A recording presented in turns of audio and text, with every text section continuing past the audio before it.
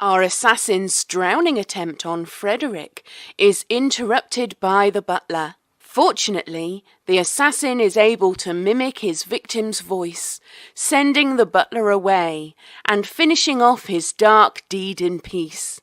The assassin has become melancholic instead of fleeing when he heard the dwarf Lord Olan had turned up at the estate, who forced his village into the mines and virtual slavery. He is so close to getting his revenge, but the assassin decides that now is not the time and disappears into the darkness to plot his revenge. He spends the next day gathering and distorting information, placing blame on Lady Redshield. He then reports his success to Ripley, and she seems eager for him to move on to his next target, Lord of High Castle, with no restrictions on his death. Before heading to High Castle, our assassin decides to do a personal job and take out Lord Olan. He finds and murders an unfortunate peasant and dresses the body in the livery of House Drooper and stages it on the road to look like an ambush for Lord Olan to stumble upon and hopefully delay his journey. Once he sees the dwarf and discovers the body, he heads to the nearest inn and waits, assuming the dwarf will overnight there as well. Lord Olan does show up and gets a room. The assassin waits until the dwarf sleeps before making his move. He sneakily sabotages the dwarf's equipment, then strikes fast and hard, killing the dwarf before he can even react. He sneakily hides the bodies out in the wilderness, then stashes the mithril plate for later retrieval. How will the High Castle task go? With his revenge complete, will our assassin keep serving Melkis? Will they ever explain the dwarf's disappearance? Let's find out now on Assassin. Hello everybody and welcome to Assassin. How are you doing today, Rob? I am fully prepared for anything you throw at me. Huzzah! I have the deadliest of weapons. Oh my god. Not a plastic straw. You'll kill everything. Yeah. The sea turtles, Rob. Think of the sea turtles.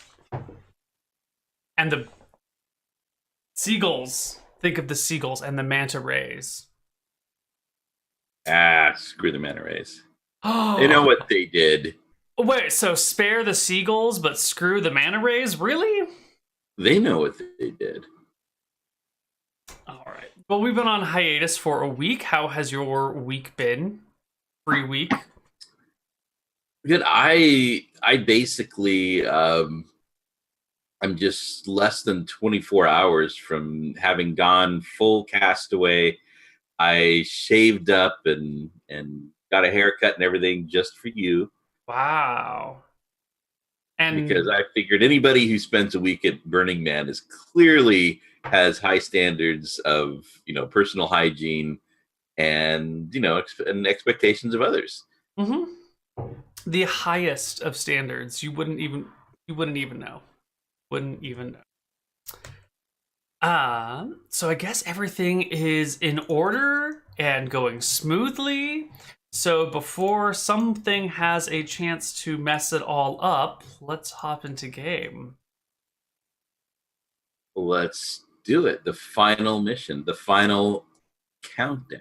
Final countdown.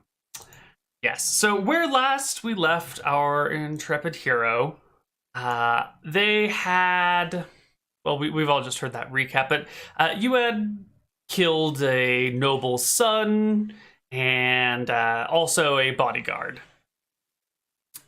right? And there was some sort of personal relationship between. This sounds so trivial and not like somebody who should have kicked my ass. Okay, how about 9th level fighter, right-hand man of the Count who oppressed and enslaved your family and drove you to murder? Yes. Okay. That's much better. Okay. And had a vicious weapon. A literal vicious weapon. Literal vicious weapon, yes. So here you are, not too terribly long after the events of our last session. on the road between Galita and High Castle when you see none other than your very wonderful handler, Ripley. She is coming down the road from the Galita direction on horseback and sort of like going at a fairly quick pace. Yeah. Before I can engage in this, I just gotta say, Claus the Radiant has a pretty good point. Uh-oh. For having just spent a week in the desert, you do look awfully pale, Neal. I don't tan well. I burn. So. I mean, so pale as to maybe even cast doubt on your story.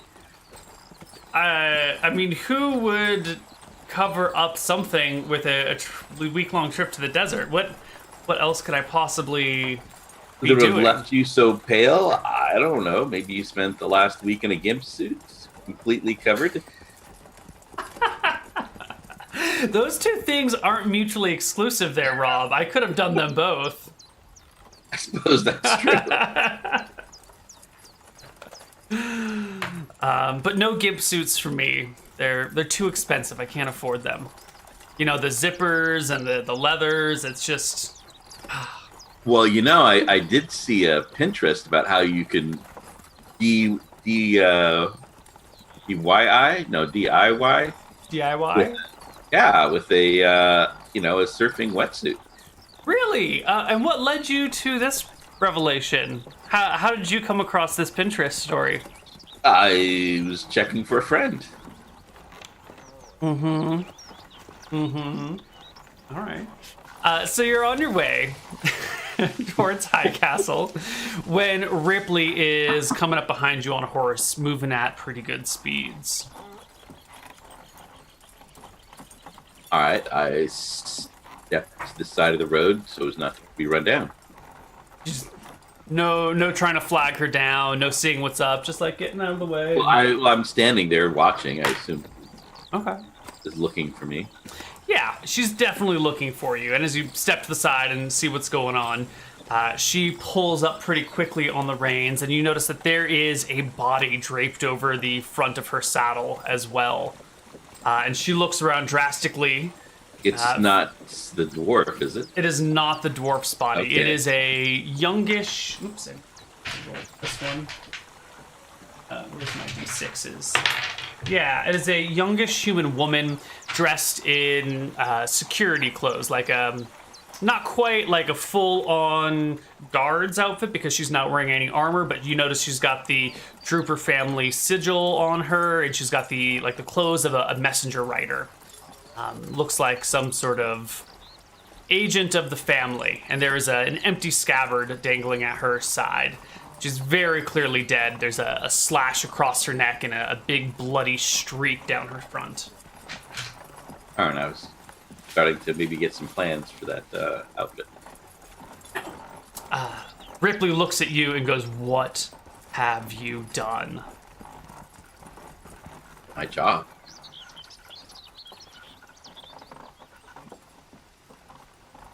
Olin? Furin? What happened to him? That will be a question people will wonder. Yes, they're wondering that question at the exact same time they're wondering what happened to Frederick Drooper. The two of them going missing within a day of each other? Are you kidding me? Olin didn't check in on his way back to High Castle. This person, she says, pointing to the body draped over her saddle, was on their way to the keep to report this missing and doubly suspicious activity. We have to move quickly. You need to get rid of Count Drooper today before word reaches them that his head of security is missing and his son is dead. That is my plan. She looks back on the road behind her. Well, people are going to be following soon. You gotta go, now. I am. Word will get there by tonight. You could lend me your horse if you're worried. She tosses the body off the horse, hands the reins over to you. and says, I will do what I can to stall them, but go quickly. All right. I'll ride into town. All right. She stays behind, kind of dragging the body, placing it behind a tree, and stands in the middle of the road as you take off and head for High Castle. You have a nifty High Castle map and everything? Not the whole city. That would be overwhelming. It would take us hours just to figure out what we're even looking at. Do we have a nifty High Castle map? Yes, we do have the small palace that the Count lives in. You make your way into High Castle. Actually, I shouldn't say that all the way. You make your way to the gates of High Castle. High Castle is one of those cities and around these parts that doesn't really like people walking in and out with weapons. You can get things smuggled in. Last time you were here, we kind of glossed over this, but you had weapons awaiting for you while you were in here. This time, you're showing up with, you've got your bow and your rapier out publicly. So when you get here, I wrap those up. Wrap them up? I always have the bow and the rapier wrapped up. But I'm traveling around, just a dagger at my belt. Where do they reside? They're strapped across my back, 2 cloth-wrapped bundles. Sure. So you get to the gate. The guards here are looking to make sure that everyone keeps the peace, and you notice them disarming various other folks who willingly hand over their weapons. And as you arrive at the gate on horseback, they ask your business, saying, hello there, son. What's your business here in High Castle? I said, I'm delivering a message. Good. Any weapons on you? I have a dagger. That's fine. Nothing else? I said, well, I point to the 2 bundles. I do have a rapier and bow that I use to protect myself on the road.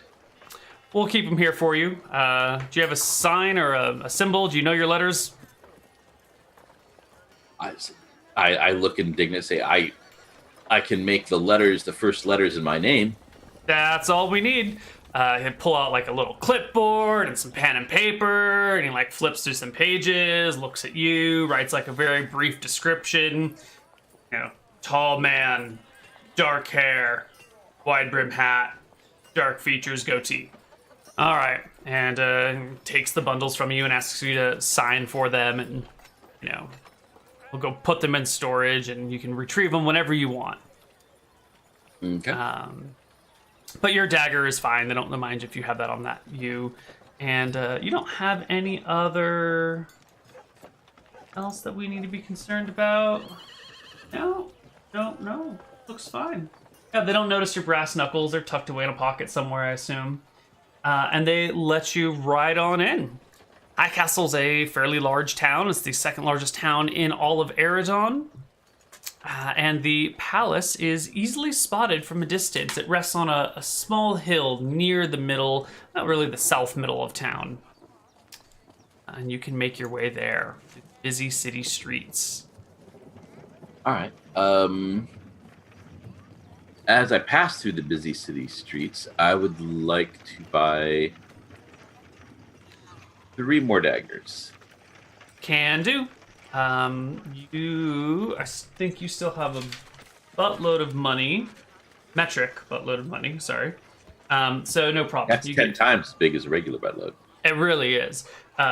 You can go ahead and purchase 2 extra daggers and have them on you. I wanted 3.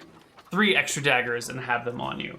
You also have your invisibility potion, your immovable rod, your boots of elven kind, and your gloves of swimming and climbing.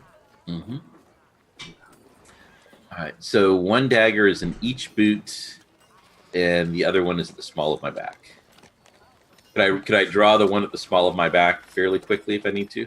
Yeah, let's say it's tucked up underneath your armor, or tucked into your pants. How would you affix it to the small? I was imagining just with the tucked into my belt at an angle that I can grab. Perfect. Tucked into the belt at a proper angle, and then maybe the handle tucked under your shirt or something? Under my cloak. Under your cloak? All right. Fantastic. So here you are. In High Castle, you have eyes on the palace. Small palace, really. It's a surprisingly quaint palace for such a rich and powerful noble. Well, Sophie, I say, it looks like we didn't have the budget to buy extensive maps for this palace. Sophie meows in understanding. And as you get closer to the palace, you see that it is partially being renovated. It appears that it was once more of a castle-like structure, and it is slowly being replaced with more of like a marble palacey structure. The front gate and front turrets of the old castle still stand, but it looks like the back of the palace has been redecorated and re-walled to be more comfortable to live in and less defensive in nature. That said, there is still a front gate, and there are a pair of guards standing at the front gate. How, like, when we talk about renovation, are there like open spots in the walls? There are lots of workers going around? No. Right now, it looks like the outer construction of the part that's being renovated is done, and there's like inside renovations being done. You know, the windows are still in place, but tiles are getting ripped off, and there's a little bit of scaffolding on the inside, and there's, you know, mule carts full of debris being pulled out.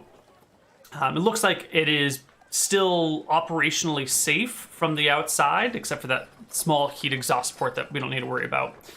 But it's just in a transition state between fortification and palace. All right. So when you say that there's like donkey carts hauling things out, like out of the entire compound? Yes, out of the compound. All right. Is there anything that particularly, I'm guessing that the workers are just wearing typical peasant clothes. Yep. There's nothing particularly identifying about being a constructionist person. Just wearing their day laborer clothes. You know, they've got significant muscle mass from being construction workers, but their clothes are cheap and dirty. Do any of them have? I mean, I'm guessing they have tools. Do they actually have like tool belts with any? Or anything? Tool belts. Maybe. Yeah, I'm sure some of them do. The people that are hauling things on donkey carts aren't the sort of like tool belt carrying workers. These are more of the low-level laborers that are just hauling things away. But through the gates, you can see that there's a marble worker up there working on a statue. And there, next to the marble worker, are a pair of roofers who are examining some tiles and talking about them. And they have the appropriate, you know, they've got, what do you call that thing that you spread mortar with? That little flat, it's like an iron, but it's flat. Oh, trowel? Yeah, a mortar trowel. They've got their mortar trowels and their belts and their hammers and some nails and like a little pouch of, so you can't have a pouch of mortar, but the equivalent of that lying around. All right. I'm going to go to an inn. Mm-hmm. I will quickly get a room, stow Sophie there. She hangs out in the room, lounging on the bed that you have rented just for her. This whole bed just for Sophie. She appreciates it. And I open the window so she can get out up the roof or whatever if she wants. A fresh breeze. She's really being taken care of. And I'll get a saucer of milk for her also from the inn. What? No tuna? I don't have time. What is this? A 4-star hotel? Ugh, I'll live, I guess. All right. So I gesture to the window as I'm leaving, like, make sure you get your exercise, Sophie. I don't want to be bitten in hard to reach places. Sorry, I've been playing a lot of Baldur's Gate 2 since since graduating. I always go back to that as like a standard. I just graded all my papers. Now I can be brain dead for a while, sort of exercise. All right. Sophie's tucked away, safe and sound. There is this estate before you. and you only have a So few hours in I which to get your job I changed done. my appearance to peasant clothes. Mm-hmm. I am gonna I'm sure be somewhere behind the inn here or something. There's dirt, or if they have stables, get myself fairly dusty. Mm-hmm. Can do. And I am going to go to a metal worker. Mm-hmm. I would like to buy some tools and a shovel. Okay. Now, since we are so pressed for time, we're gonna And I would have like to to. fuse. Sure, yes. We're going to have to be a little bit more careful with these shopping trips. We're going to have to figure out how much time they take because we are in a cramped situation. In fact, play slightly cramped situation soundtracks for. I eagerly await hearing what a cramped soundtrack sounds like. Something by the Cramps. Cramps? Is that a artist or a group? They're a punk band. Oh, please no. I'm not a big punk fan. All I know is that there was back when I used to work at a record store, they had an album. I think it was like a black cover with sort of a zombie-ish looking person with like spiked up hair, like drawn in yellow or something. So finding an iron worker and getting everything you need as quickly as possible is our goal here. How would you like to determine how quickly you can go about gathering the tools that you need? What would you say would be a good way to measure that? Because I know how much time you have before word arrives, and we're going to need to keep somewhat careful track of that. Well, I'm guessing minutes. I'm thinking it depends on if the metal worker has the stuff I want readily available, and I'm just looking for like used equipment is fine. But in a day without smartphones in an unfamiliar city, it might take you a while to find the metal worker, right? You know, finding the metal worker shop is going to be the most time consuming of the tasks. Can you imagine having to actually walk around town looking for things with your eyes instead of asking the birds? I asked the friendly innkeeper. It's foiled again, Neal. Innkeeper. Yeah, there is a metal worker just down the road. All right. Yeah. Okay. That'll work. All right, your metal worker has the tools that you need. It's a big city, a lot of things coming through. They like to buy back old tools at an absurdly low rate and then sell them at almost full price. It's the GameStop model of metalworking. Yes. These adventurers are constantly selling stuff to craftspeople for 1/4 price. Mm-hmm. And yet never able to buy used goods for a discounted price. And yeah, I mean, you can buy them for 3/4 of price, or whatever. Yeah. It's fine. Well, anyways, yeah, I'm just trying to get a couple of tools and a shovel. And full-fledged shovel, like a big, long... full-on shovel, such as you might use to empty one of those carts that goes in and out. Wonderful. All right, you have your tools, you have your shovel. You make your way back to the palace. All right. How often are these carts going in and out? Not very often. You know, that you arrive to see a cart being pulled away, and you can see one in there right now with a bunch of scrap being loaded onto it. There's some cinder blocks, there's a bunch of dust and dirt, there's some old chunks of wood, little bits of metal that are being separated out for recycling, because everyone should recycle, and they do here. Well, because metal is really valuable in a medieval society. Mm-hmm. Mm-hmm. So there's not a cart leaving right now, but you see one. It'll probably be full in maybe an hour or so, judging by the rate at which they're going. All right. How many guards are at the gate here, and how?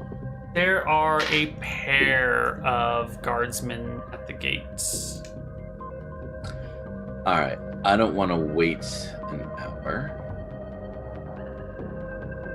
So I am at. Are there any sort of sleazier inns that are nearby here? Not near the palace. The palace isn't really in sleazy inn territory. You know. It's in the nice part of town.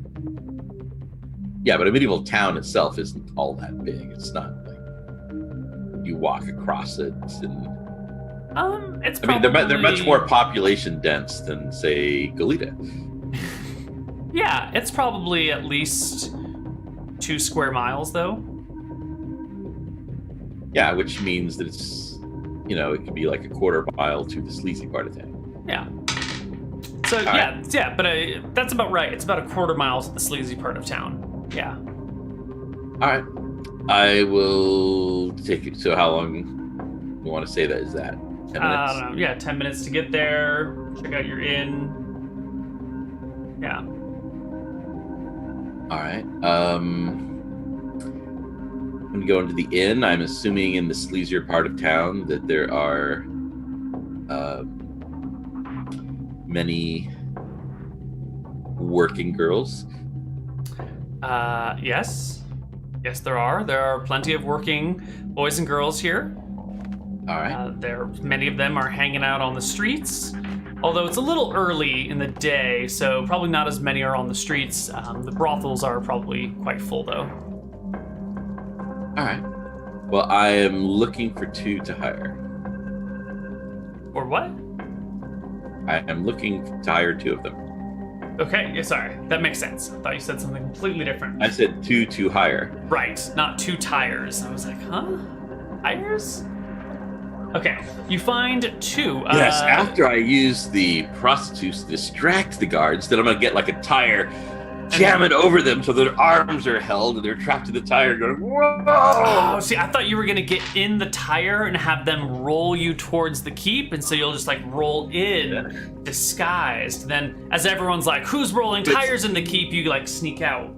But see, then I'd be really obvious with all the little birds like flying circle above my head. And their chirping's really loud. It would attract a lot of attention. You're right. Yeah. Okay, good plan. Are you looking for male, female, both? 2 female. 2 females, okay. And I'm looking for, I mean, I'm guessing they're probably all fairly good at being chatty when they need to, but I'm looking for some who seem to have some pleasantly chatty manner. Sure. You're looking for people with social skills, right? Yes. Okay. How much do I have left at this point? It's so ridiculous. By my last count, you had 8,500 copper. Is that right? Are we really going to finish up this campaign out not talking about real money? Copper is the default currency. It is the way that we should communicate all monies. It solves so many problems.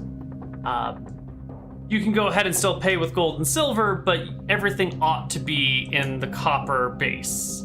It makes solve more the problem sense. of carrying around 8,500 copper? Well, you don't carry it in copper. You know, if you have $100 in your wallet, you don't have 100 ones in your wallet, usually. You know, you might have a couple of 20s, a couple of 10s, a few 5s, and some 1s. But you notice the thing you didn't do is call that 100,000 cents. But that's because a copper is not a penny. A copper equates to $1. And if you want me to, I can go into a 20-minute rant about how the copper equates to the dollar, not the penny. And that's really the default. That's the problem. That's why we moved to the copper economy, is because everyone thinks of copper as pennies, which is wildly misleading. And that's why when adventurers like, what? I only get 10 gold for this. That's ridiculous, because they're thinking 10 gold is like $10, when really 10 gold is like $1,000, which is why we need to shift to the copper economy so that people actually have an appreciation for the value of gold, because everyone treats gold like dollars when it should be treated like hundreds of dollars rather than, and then everyone thinks of copper like pennies when really that's a bunch of crazy talk. This is why we shift to the copper economy, is to make the greater gold and silver economy make sense.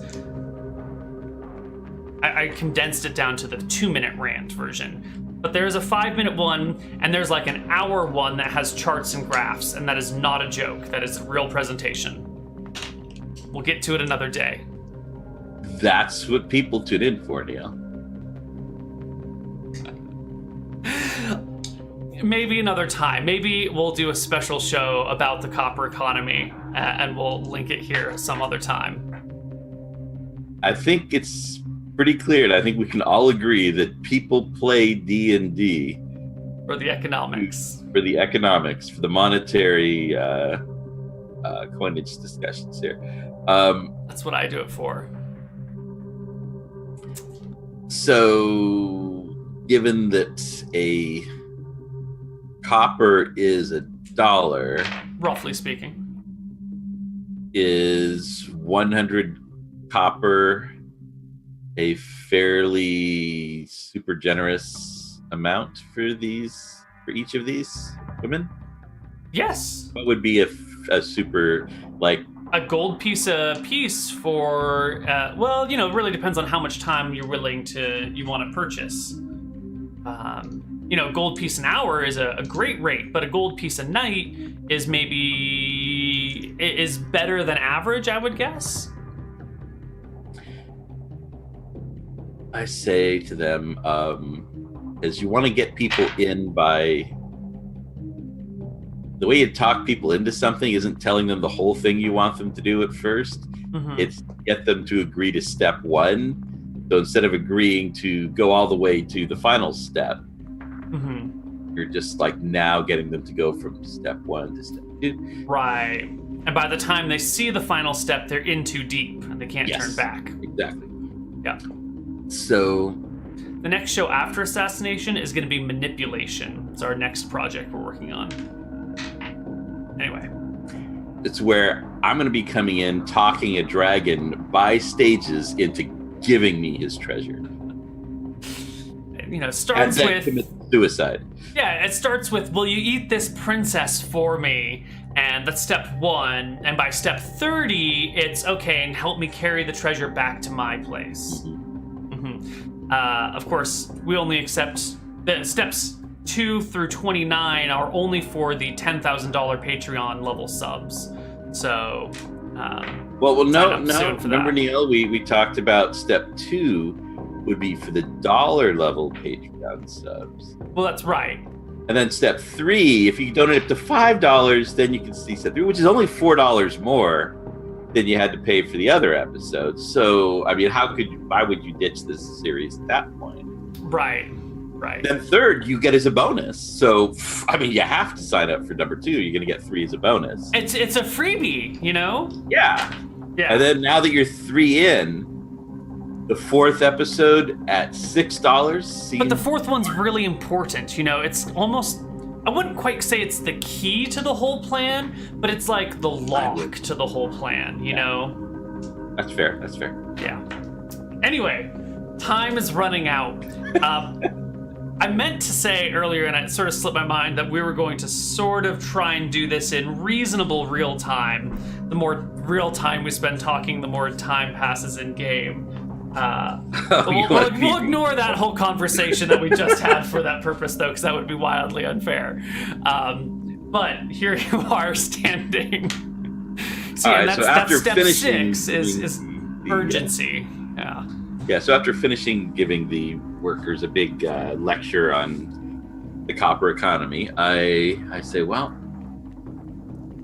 I have some friends, and what I'd like to do is pay you to flirt with them, make their day. Some flirtation, just not, just let them think that you're interested. Can't do sugar. Your professional status. Just some flirtation. Do you want the birthday package then? Mm-hmm. Yeah, it's what we call I'm not sure what that is, but it sounds perfect. Well, we also call it the true romance package. You hire me and I'll go and flirt with someone on their birthday, pretend to be in the things they're into, maybe go watch some kung fu plays, stay up late, have a good time, and they're none the wiser. That sounds perfect. Mm-hmm. Do you need an Elvis impersonator too? Because I have one on hand. Don't think so. Not this time, but we'll see. We'll keep that in mind. All right, so the two of you, two of my friends, will be hanging out, and I would just like you to kind of surprise them. Well, I'm Debbie, and that's Steffi, and we'll be your friends today. And what do we call Perfect. you? My name is Olin. Olin. Okay. And so I'm gonna try to be, again, trying to get them to sort of get fully invested in this. Well, first I'm offering them, I'm guessing 100 copper each is a ridiculously good price for this. Yes, you're paying them quite well. Yes. Yes. All right, and I'm gonna try to, be very friendly, chatter with them, laugh at everything they're doing. Saying, find them very witty to kind of further bind them as we walk. We're not walking directly up to the palace, just sort of up to a side street and then over towards the gate. Right, you're strolling through the town. Yeah, in the right direction. Why don't you give me one of your famous charisma checks to see how well you're actually bonding with them. Of course, it's going to appear that you're bonding with them very well because they're professionals. Okay, persuasion? Yeah. Oh, you know what? They're actually having a good time. It is the true romance package here. You really are enjoying their company, and they truly are enjoying yours as well. You might almost hate to use them in this way because they might suffer horribly because of it. And they're such great ladies. You know? I don't think the guards are going to want to turn them in, because then the guards have to admit that they were busy flirting. I'm just saying. Guarding. It's always the tools that you use that suffer in the end. It's always the little folk and never the brass. Anyhow, so as we start to get up closer, I say, now those are my friends over there by the gate that I would like you to make their day much more interesting. Again, don't tell them my name. It's to be a surprise. They give a bit of a giggle and ask how you know your friends and what their names are.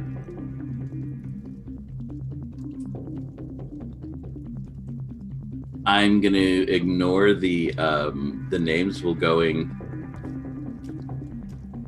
I'll make up some story about how, we used to, we grew up in the old neighborhood together, and they're always bragging about how they're just like the perfect, we keep bragging about our jobs, and that, they say they're just the perfect guards, and nothing could possibly distract them. No one could ever get by them. Well, never do it. And I was just like, oh yeah. We'll put that to use. Test, they say. And your two courtesans, working girls, approach the pair of guards at the gate. What are you doing while they're approaching? Where are you hanging out? I'm gonna duck around like a block, move, I guess, assuming that this is where the gate is, kind of like go around a block, cross that main way going north, go around the block to the north, and then I'm gonna approach from the north, and I'm just gonna look like a tired, worker. Got my shovel. And they seem to be distracted. Well, let's find out. Our rolls are hard at work here, and let's give our guards a check here. What do they roll? They're gonna pull an insight check. See if they catch what's going on. I'm just gonna do one insight check for the two of them. Now, when you're considering the DC of this insight check, I want you to think about every man you ever met. Yeah. And how many of them, when an attractive woman has come up and started flirting with them, have gone, I bet I'm not this naturally charming. I bet this beautiful woman just didn't think I was amazing. This might be a trick. Versus the ones that said, oh, I got it. I'm going to tell the guys about this tonight. Yeah, that is, everyone likes to be flattered, and rarely do people expect flattery to be treachery. But this is one of those, are they totally distracted by this and just like oblivious to everything that's going on? Or are they like enjoying this conversation and be like, hold on, sir, come on, let's deal with this. And then going back to, how distracted effectively to be are they? honest, let's think about this, Neal. Yeah. So in the 3 years before you met your wife, yes, did you suspect that I had paid any of those women to flirt with you? What women? They took your money and ran, Rob. They just left with everything. So the guards do pretty well on their insight check. They are absolutely enjoying their conversation, but they're not. What's the phrase? There's not a phrase for this. They are not like so distracted as to be ignoring their posts, but they are definitely involved in conversation at this point. All right. I guess it's been about 30 minutes at this point, probably, for this whole thing. So I'll wait the 30 minutes for the next cart. Yep. Some time passes, and the ladies are out there with the guards, and they all seem to be having a good time. There's lots of giggles and laughter and jokes coming that you can overhear, and eventually one of those carts full of refuse is being trucked out of the estate. Trying to be good, not just kill a random worker and take his car. It's so hard not to just murder. Well, it's like what we said. Once you've in for a penny, in for a pound. In for a 1/100th of a copper, in for a gold. Yeah.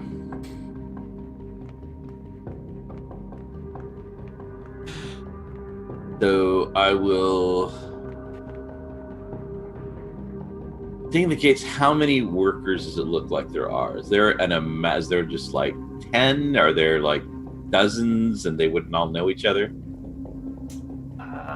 From judging from the outside, there seem to be about 7 or 8 outside workers, but you do see people bringing stuff from the inside out as well.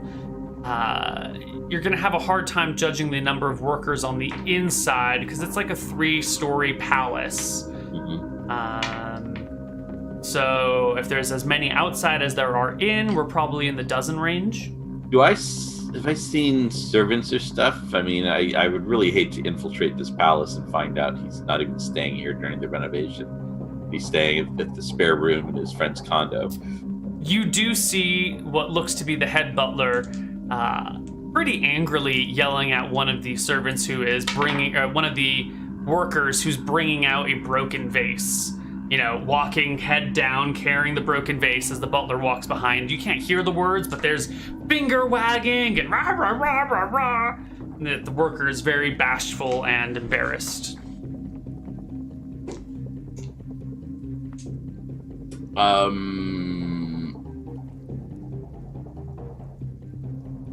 How far away is that? Let's see. If you were to be standing here, you would see they're coming down through the doorways. Whoops, that's not what we're looking for. Over here. Right, so what is that distance? 60, 70 feet from you? All right, these guards are still pretty... Yeah, they're involved in the conversation with the ladies. All right.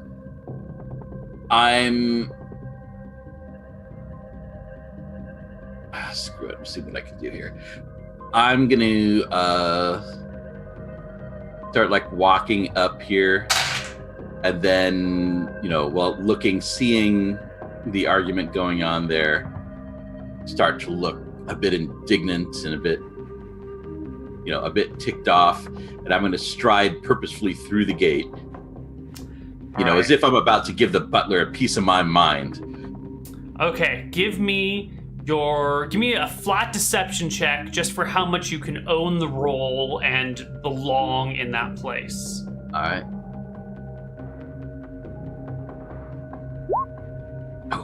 Ooh, it's okay. You definitely look the part. You're definitely acting the part, but the guards do stop you. You can hear the one of the guards is telling a joke to the two ladies about a talent agent and this family that's come in with an act that they're going to perform for the talent agent. And hold on. We're just getting to the good parts. Excuse me, workmen. Hold on. Who are you? I look over him. I say, I'm Michael, and that jumped up fop is all over my boy. Jumped up fop? Oh, well, I don't recognize you. Are you on the list? And he reaches around. I said, I've only been working for a week here on redoing the cabinetry. Guard sort of rolls his eyes. Yeah, I'm sorry, I don't recognize you. Hold on, Hey, you! Get over here! And he starts calling to one of the workmen. Is this one of your guys? And one of the workmen sort of looks up tiredly, mops the sweat off his brow, and starts heading in your direction, sort of tiredly. And I give him a little wave. You've got just a few moments before he arrives. Any last minute plans?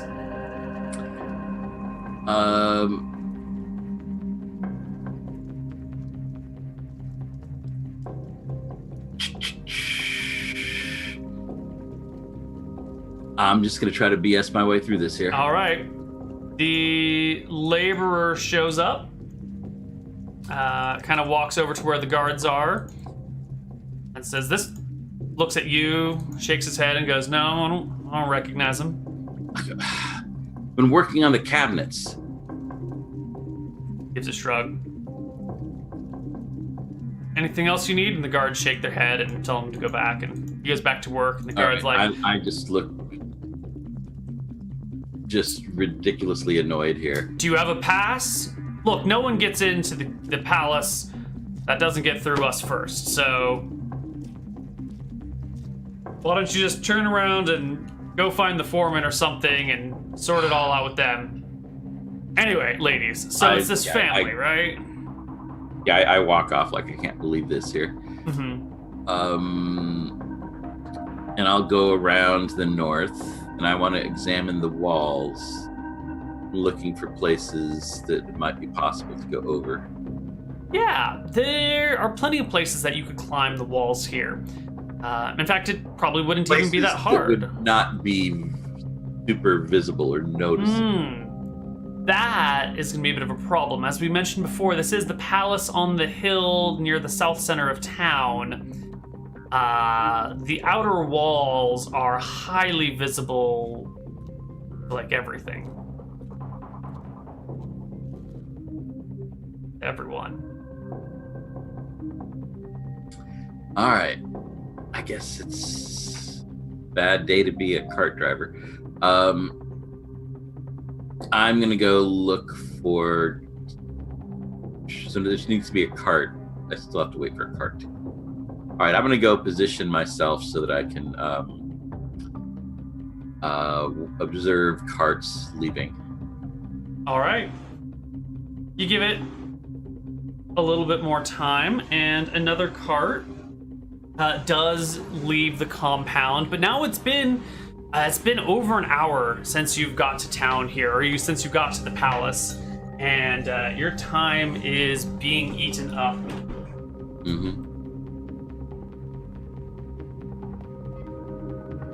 Well, that's what I got to do here. I tried 2 gambits and they didn't work. Yeah, the sun is coming down. But as you are seeing this cart leaving, you notice that the butler comes over and starts talking to the guards, and the lovely courtesans that you've hired are asked politely to leave and stop distracting the men from their work. They smile and wave and head out. All right, I'm listening to the butler's voice. It's sort of a slow, droning baritone voice with great indignity in it at all points in time. Like, he can't believe that he has to deal with such people of low intellect and moral standard. You're a drooper guard here. You can't be just talking with ladies of the night out in front of the palace while on duty in broad daylight. I'll have your pay docked a week for this. All right, so I'm memorizing his voice, his little mannerisms and things like that for imitation later. Mm-hmm. Okay. And I'm waiting for the cart. The cart rolls on out. Yep. All right. I'll follow along at a distance. Sure. It starts heading.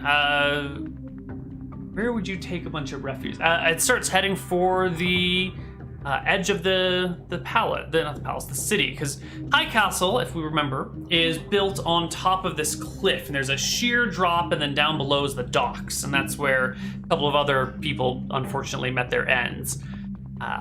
One of the ways that they deal with their trash here is they go to a certain section of the cliff and just throw everything off and into the ocean down below. You know, on the other side of where the docks are, so that you don't hit people.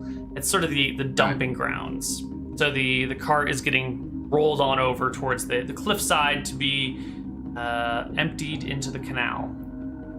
All right. I mean, I'm assuming this is just, there's not really like a giant crowd of people for this. It's just people come over and dump stuff whenever. Yeah. All right. All right. I'm going to walk on up to the as he's dumping this stuff. Mm-hmm.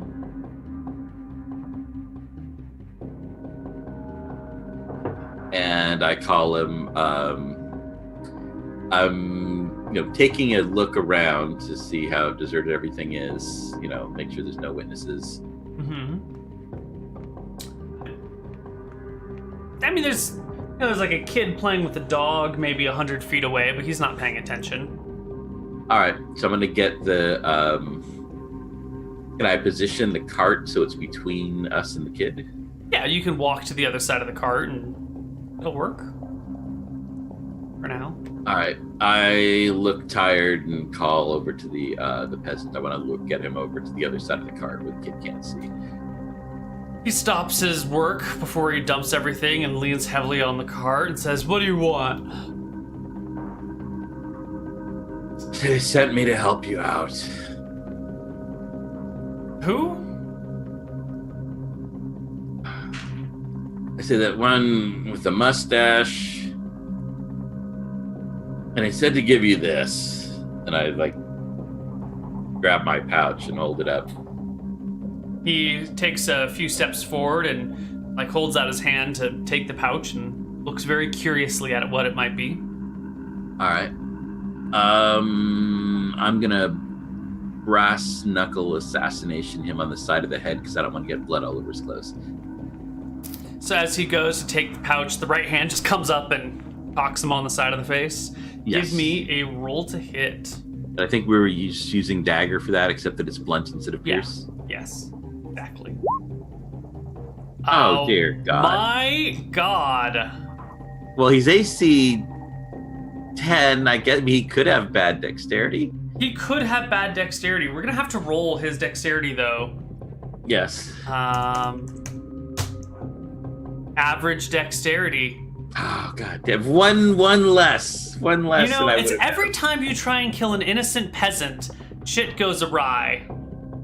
Which would imply that cow had it coming. Yeah. Well. Yeah, that cow had been hanging out with the manta rays. It knows what it did. What's wrong with the manta rays? They're so wonderful. Well, we need to roll for initiative now. The guard, or the peasant, is going to roll a flat d20. They have initiative 18. Oh, dear Lord.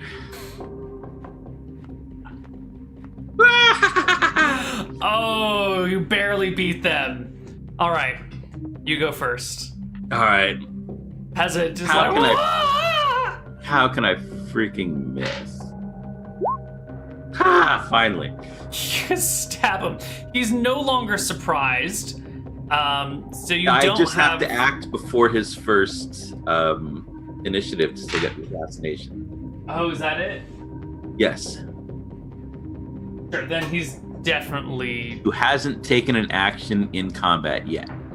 Does you get advantage on or critical hits on? Starting at 3rd level, you are at your deadliest when you get the drop on your enemies. You have advantage on attack rolls against any creature that hasn't taken a turn in combat yet. Okay, in cool. addition, hit you score is critical against that creature. But really, it's about the... Yeah, so the sneak attack. Yeah. So that's going to be d4 plus 4 plus many d6s. It's a crit, so it's what, 2d4? It's not a crit. It is assassination is a crit. In addition, any hit you score against a creature that is surprised is a critical hit, and you have lost surprise. Oh, all right. D4 plus 4 plus, I want to say it's like 4d6? 5d6? What is your sneak attack damage these days? Yeah, I forget. It's something good. It's something, I mean, this poor sucker's got like 8 HP, right? So, 4d6. I'm double 46. Yeah, he can't survive this base damage. He's definitely dead. All right. Do you want the roll or? Just for funsies. Plus 4d6. The 17-point punch to the side of the head. So he gives a short scream as you throw your first punch, drops the bag, and before he can really do anything else, the second one comes in right to the side of the temple, cracks his head open, and he slumps to the ground, falling behind the cart. The So kid looks up.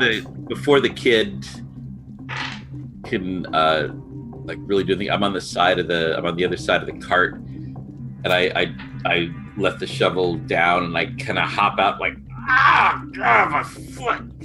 I'm imitating the guy's voice as best I can with actor. And I like lean against the back of the cart and rub my foot. All right. The kid looks over at you. Drop that! Ugh. Yeah, the small child watches you for a minute in amusement that you've injured yourself, laughing to himself, and then goes back to playing with the dog. All right. So, I'm going to, I made sure not to get this guy's clothes bloody, get his exact clothes, dump the refuse over the side. Is there anything like a little ledge or something that, like, a little bit down the side that I could put the body so it doesn't roll all the way down? No, it is a sheer drop. All the way, like 200 feet to the water below. Well, that seems geographically unlikely, or geologically unlikely, but okay. Yes, it is geologically unlikely, but that is what happens when the gods bring down their wrath on Arcadia and break open the continent, creating sheer cliffs that used to be the middle of the continent. Oh, gods don't exist any more than dragons. All right, you've killed the old man, the middle-aged man. You've taken his clothes. Are you changing right here in the middle of the road? Well, it's not really the middle of the road. I guess I was assuming sort of outside of the it's outside of town, and that I've got, if I'm on the other side of the cart, that I'm fairly yeah, that's fine. Okay, so I'll change one. I won't like strip naked at the moment. I'll change one item at a time. All right, you change clothes. No one seems to be any the wiser. You throw the body and all the rest of the refuse in the wheelbarrow off the cliff. I'm gonna look around. Is there a place up on top here of the cliff that a body could be stashed and probably not be found for a few days? No, definitely not.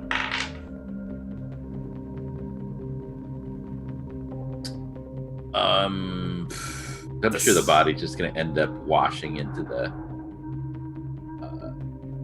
docks, and then word will spread or whatever. I'm gonna put my old clothes on his body, so Okay. there's not a naked body. Sure. There's nowhere even like Nothing that's 100 yards away where there's some trees or something. No, because it's still within the city limits, and if this weren't a sheer cliff, there would probably be a wall here, but since it's a sheer cliff, no one bothered to build a wall, and since there's no safety regulations, no one bothered to even build a fence along the cliffside, so it's just a spot. There's like a building nearby, and there's like a different building over here that it looks like maybe it's a leather worker's shop, and he's got all these hides stretched out over it, but clearly the leather worker's not outside right now, maybe inside having dinner because it's getting kind of late, you know. So you could like store the body in the leather worker's shop, but they're gonna find it tomorrow at the very latest, you know. Or the other building, you're not sure what it is, and there's sort of an alley behind it, but there's also like a bunch of firewood back there, so someone's probably gonna go get some firewood today or tomorrow. And it's a city. There's not a lot of places that go unobserved in your immediate vicinity. All right. I'm gonna pull the cart up to an alley. Mm-hmm. An alley you just mentioned. Mm-hmm. And when the coast is clear, I'll move the body and I'll act like he's my drunk pal, kind of thing. Move him into the alley. Mm-hmm. I am going to kind of have him like, you know, sitting slumped so that the smashed part of his head is hidden. In fact, I've got various disguises. I'll put a hood on him so that you don't see the smashed part at all. And I'm going to lay my wineskin across his belly. Sure. With, you know, his hands on it there. So he just looks like he's drunk and passed out. Yeah. That'll probably keep for a few hours. Well, I mean, who goes around really talking to passed out drunk people in alleys? Who knows? I mean, it could go days, but I wouldn't count on it, you know? Someone might come and be like, oh, he's drunk, I'm gonna steal his shit, and then finds out he's dead, or maybe yell at him for sleeping in the alleyway. Anything could happen, you know? It's a big, wide, crazy world. And he is a dead man in civilization. They tend to go noticed. Does he have a that's a thing. Do you have a mustache, beard, anything like that? It's got like a 2-day growth of facial hair, maybe a 5-day growth of facial hair. Nothing else particularly.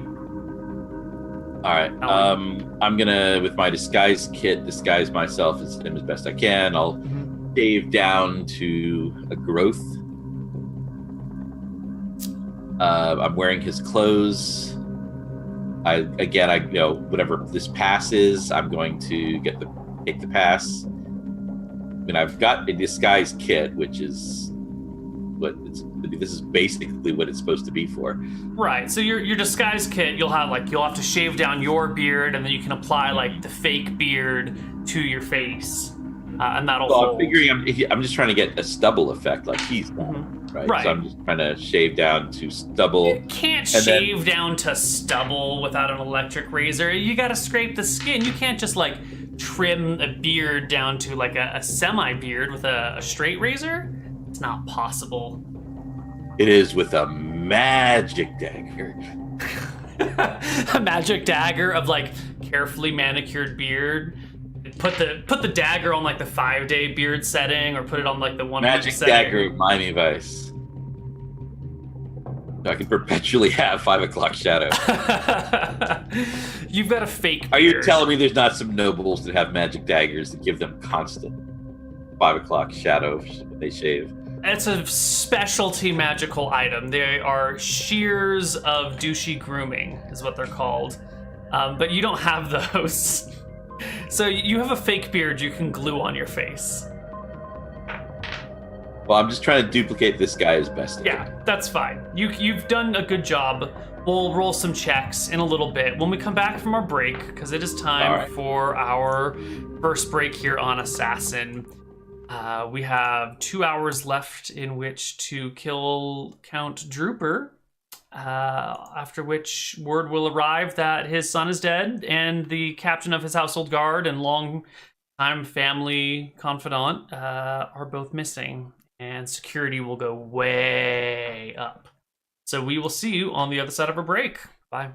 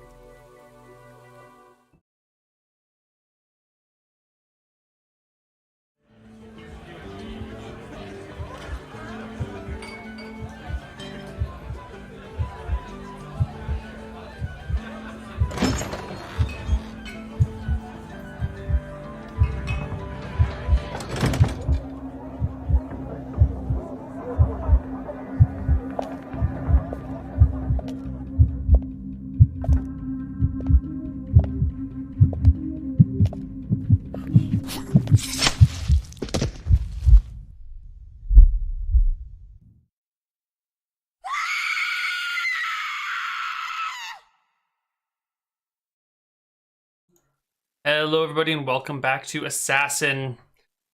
All right. You've murdered an innocent, middle-aged man. He knows what he did. I'm beginning to think those manta rays are pretty innocent after all. Oh no, they orchestrated this whole thing. You're wearing his clothes. You've disguised yourself as him as best as you can. And as you're reaching around in his clothes, you pull out a small wooden... it's like a hall pass that you might have had in high school or something, right? It's like a small, awkward piece of wood with some carvings in it that look very similar to the Drooper family sigil, with a little bit of paint tossed in there to make it like unique enough that no one's gonna have this except for the people who it gets passed out to, but also not like expensive and can easily be just like chucked and replaced the next time they need workers to come by and, you know, come up with new version of the same thing. See, that's amateur hour hall pass. You want to cut down on trips to the bathroom during your class. You buy a wooden toilet seat and you paint hall pass I have to go potty on it with your room number. And students have to take that if they want to go to the bathroom during your class. Oh yeah. And suddenly they don't really need to as much. I had a government teacher in high school who had really large, awkward hall passes that he would hand out. They were just like big, clunky metal things that you'd have to carry around. I don't remember what they were, but yeah, very effective. So you get back to the palace gates. The courtesan, that's actually not the right word. The streetwalkers are no longer there. And you've got a cart with you now. Mm-hmm. And I'm gonna roll on up, and I'll kind of have my head down in a tired way, and I'm kind of looking forward, like someone in the middle of his shift at work, doing physical labor. The guards look you over. Give me a second deception check. Now that you've got like the whole outfit going on, this time with advantage. All right. I've been doing so badly on these rolls. You're bound to get a good one eventually. They stop you. Sir, your pass. I get out the pass, and I've got the actor feed. I can imitate someone's voice. No, the moment you bring it out and wave it, they're like, all right, go on through. Okay. And just file you in. And you are now on the ground floor of the estate. You've passed the outer layer of security. Now, you still don't know where your enemy is.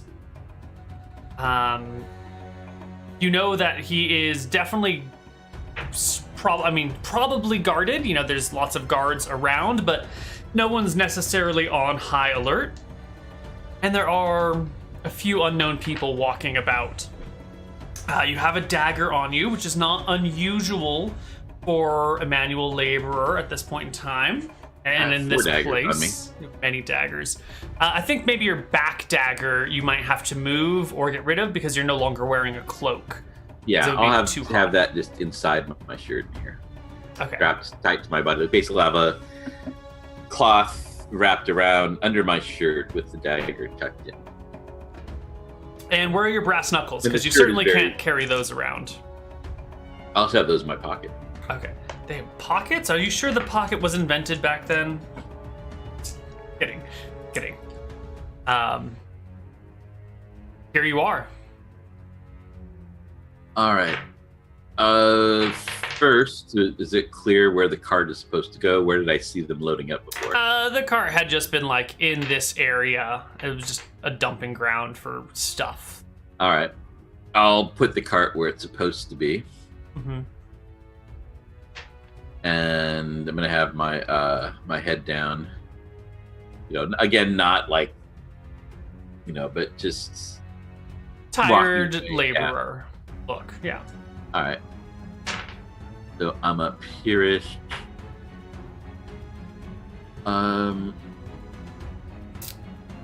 Now, door. What now? Is there stuff that's being carried out? Is there like a refuse pile here? That's the cart.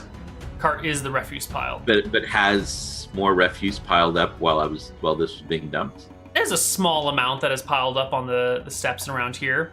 Not a lot, you know. Without power tools, everything has to be taken down by hand, and it doesn't look like they're wrecking walls anymore. It's more of like, well, this accidentally got broke, and these tiles need to be replaced, and so it's little bits that are coming in and out. You know, it's not a whole big heap.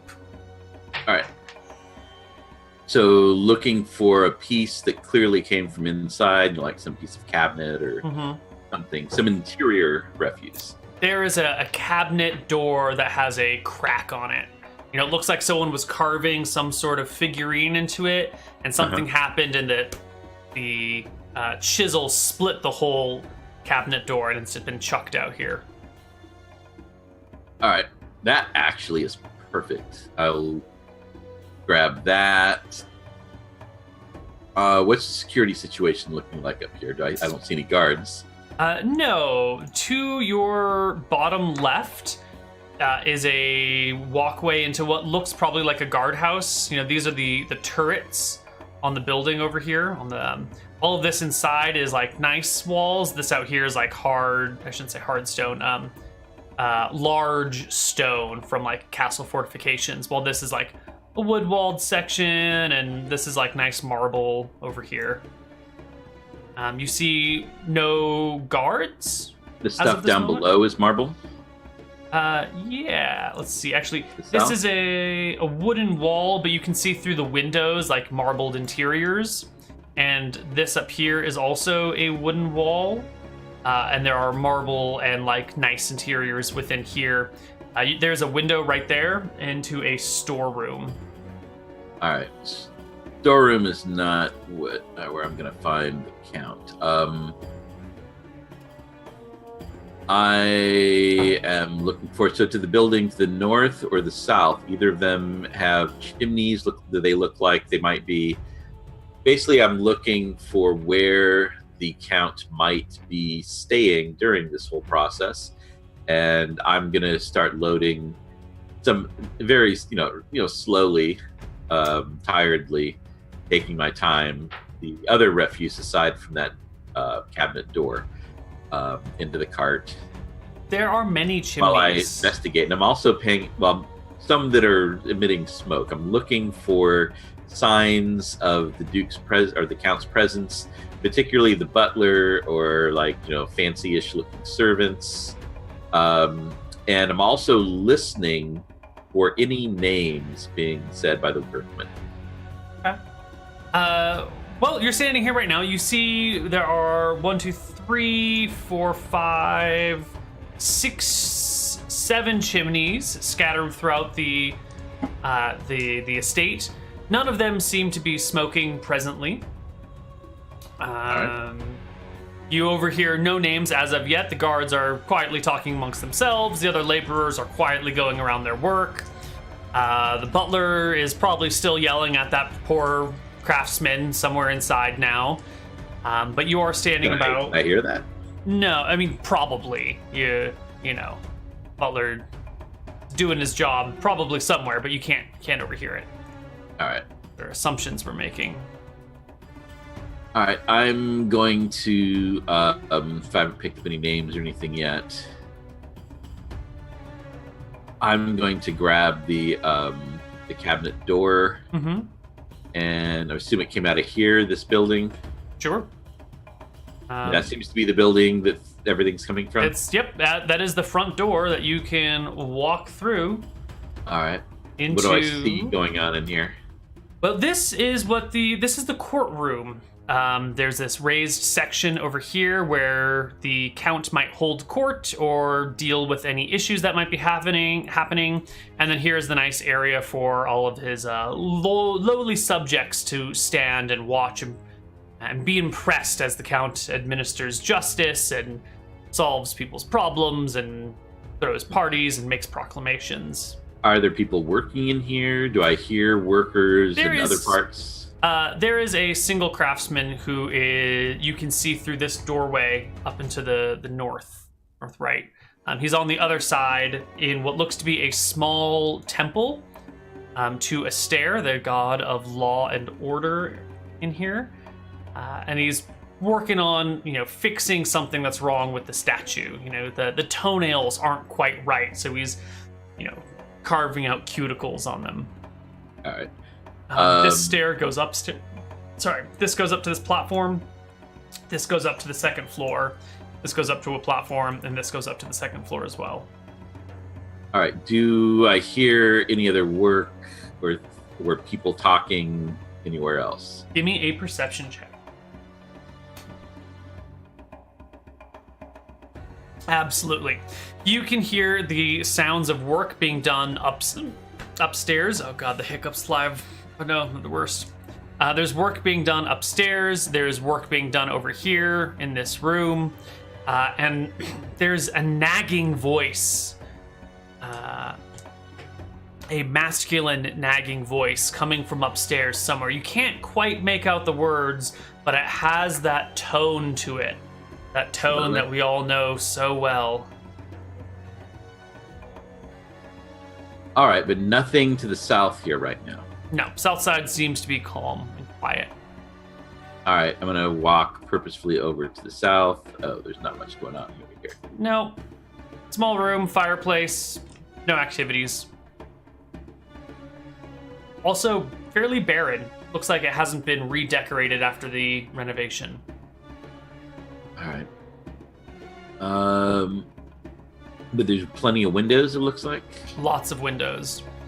These windows look outside, and they are decoratively barred in a combination. You can't break this window and slip through, and also now there's pretty glass in between, so it's not quite like a stained glass setup, but it's, little circle here, radius here, this thingy over there. Oh, look, this metal is in the shape of a unicorn, Can't go through the windows, but they're pretty, and you can look through them. Can I see through them well enough? Yeah. You can see the city below. If I am not directly, I'm assuming with bars and with windows and with glass, if I'm not like directly face pushed up against the window, if I'm standing a few feet back from the window, I'm probably not visible to someone outside. Yeah, they would have to make a concerted effort to see you. Given that there's no real light going on aside from what's coming in from the window. Right. They'd have to be right up to it to see you. All right, so from here, I'm going to try to observe the south building, the south marble, wooden marble building, and I'm trying to determine if there's any habitation going on in that building. If that's well, this window looks out of the palace grounds onto the city below, because this is sort of on a hill, so city around you. You'd be looking into a build. Wouldn't these windows look over at that wooden building? Oh, these are not. Oh, these to the sides are not windows. These are just alcoves. There was a door right here that leads into that wooden building you were looking for. Yeah, okay. The door might be a little hard to spot on your version of the map. Okay, yeah, I thought it was just a little alcove. Can I go through that door? You can. Whoop. And as you go through the door, you can... Ooh, that should have been wall of sight blocked off. I guess that door is open right now. You can see into a guard hall across the way. Over here, over here is where a couple of guards are sitting at a table having lunch, leaving the door open. Foolishly. All right, what? Dinner. I've seen a few guards now. Mm-hmm. What are we talking about as far as their helmets? How face obscuring are they? Are we talking like the kinds of helmets the star of the fantasy movie would be wearing, or the types of helmets? Well, the star of the fantasy movie doesn't wear a helmet because they're impervious to any sort of harm. True. But you know how a lot of fantasy minions have face obscuring helmets, so we don't feel bad when they get mowed down by the dozens. We don't think like that guy had a family when the hero kills him. I'm trying to get the right name for this. They are bassinet helmets without a faceplate. So from straight forward, you can totally make out their facial features, but from sides or back, not at all. Okay. Think the helmets of the Frenchmen in Monty Python and the Holy Grail. All right. So, debating whether to acquire some guard equipment. Now, I'm assuming that would be fairly difficult. Well, you're standing there on the platform taking a look around. One of the guards kind of leans over to look at you with a quizzical gaze because you're just standing there on that ledge. Okay, I make a show of like I'm looking around for somebody. Mm-hmm. And just to get a sight, I kind of like walk reluctantly over there.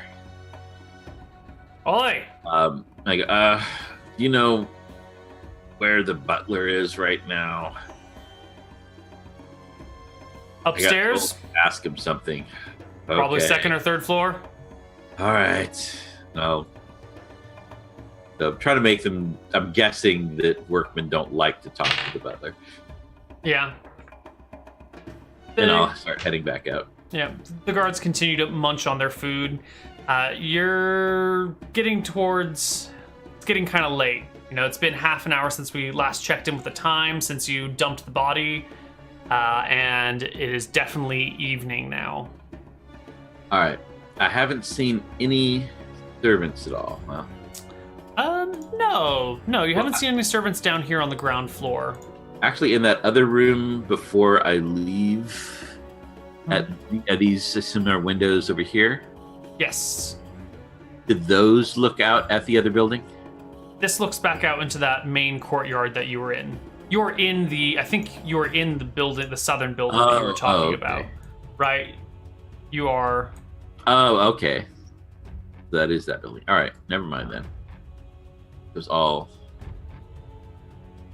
Okay. So I'm going to go back out, back into the main thing there. I need to start running into servants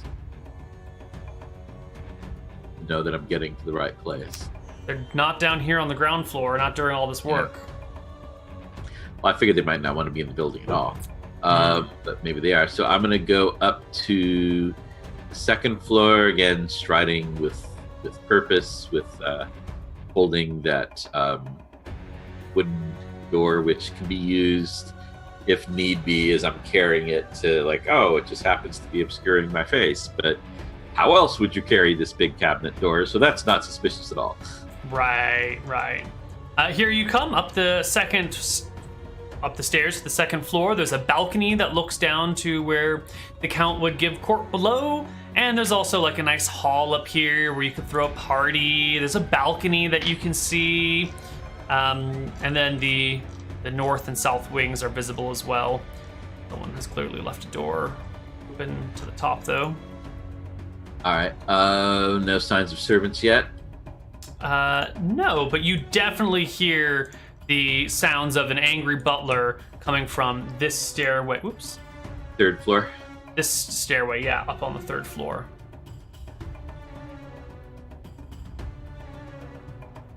All right. I'm gonna go take a peek over there. Nice long decorative hall with windows that look out into the courtyard, and Still no sign of servants. still no sign of servants. Is there sound of work going on this floor? No. Is there sound of footsteps up above? It wouldn't go through the hard floors in between these levels. Okay. No. What to do? What to do? Well, I've got a stupid plan, but it just might be the only plan, and it might work. I'm gonna go again, carrying this door, heading up these stairs to the 3rd floor. Okay. All that perfect. Up to the 3rd floor. And you find yourself facing 2 doors. One directly in front of you, and one to your left. Can I hear anything from beyond either door? Give me a perception check. All right. And in particular, trying to hear the butler. Perception.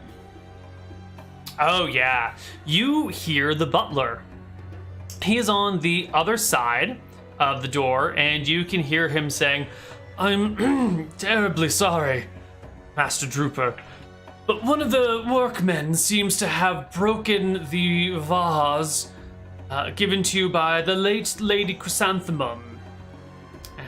And you can hear the reply from Count Drooper saying, "Lady Chrysanthemum?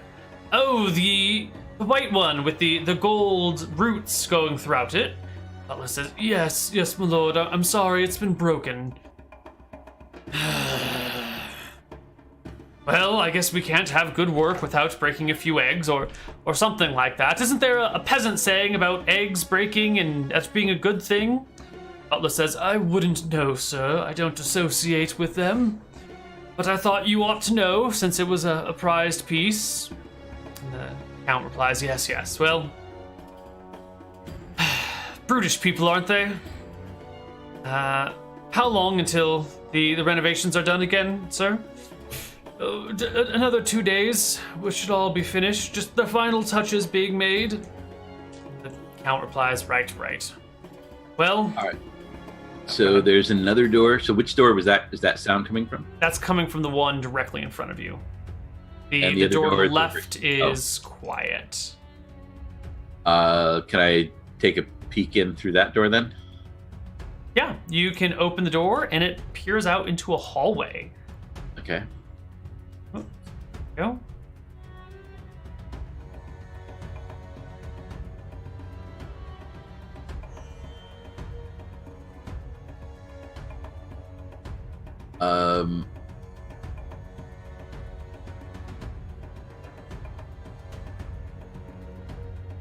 Yeah, I do need to see if there's guards in there.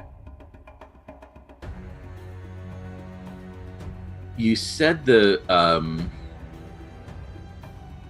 building is 3 stories. You are on the 3rd floor right now. And over to this way is like looking up over the cliffs. Every way is looking out over you're on like the peak of a hill in the middle of town, right? So you're at the highest point. The town is below you all the way around. So from up here, you can see down and into the city. So the town is 360. There's not a side of the keep that's not visible by the town. Right. All right.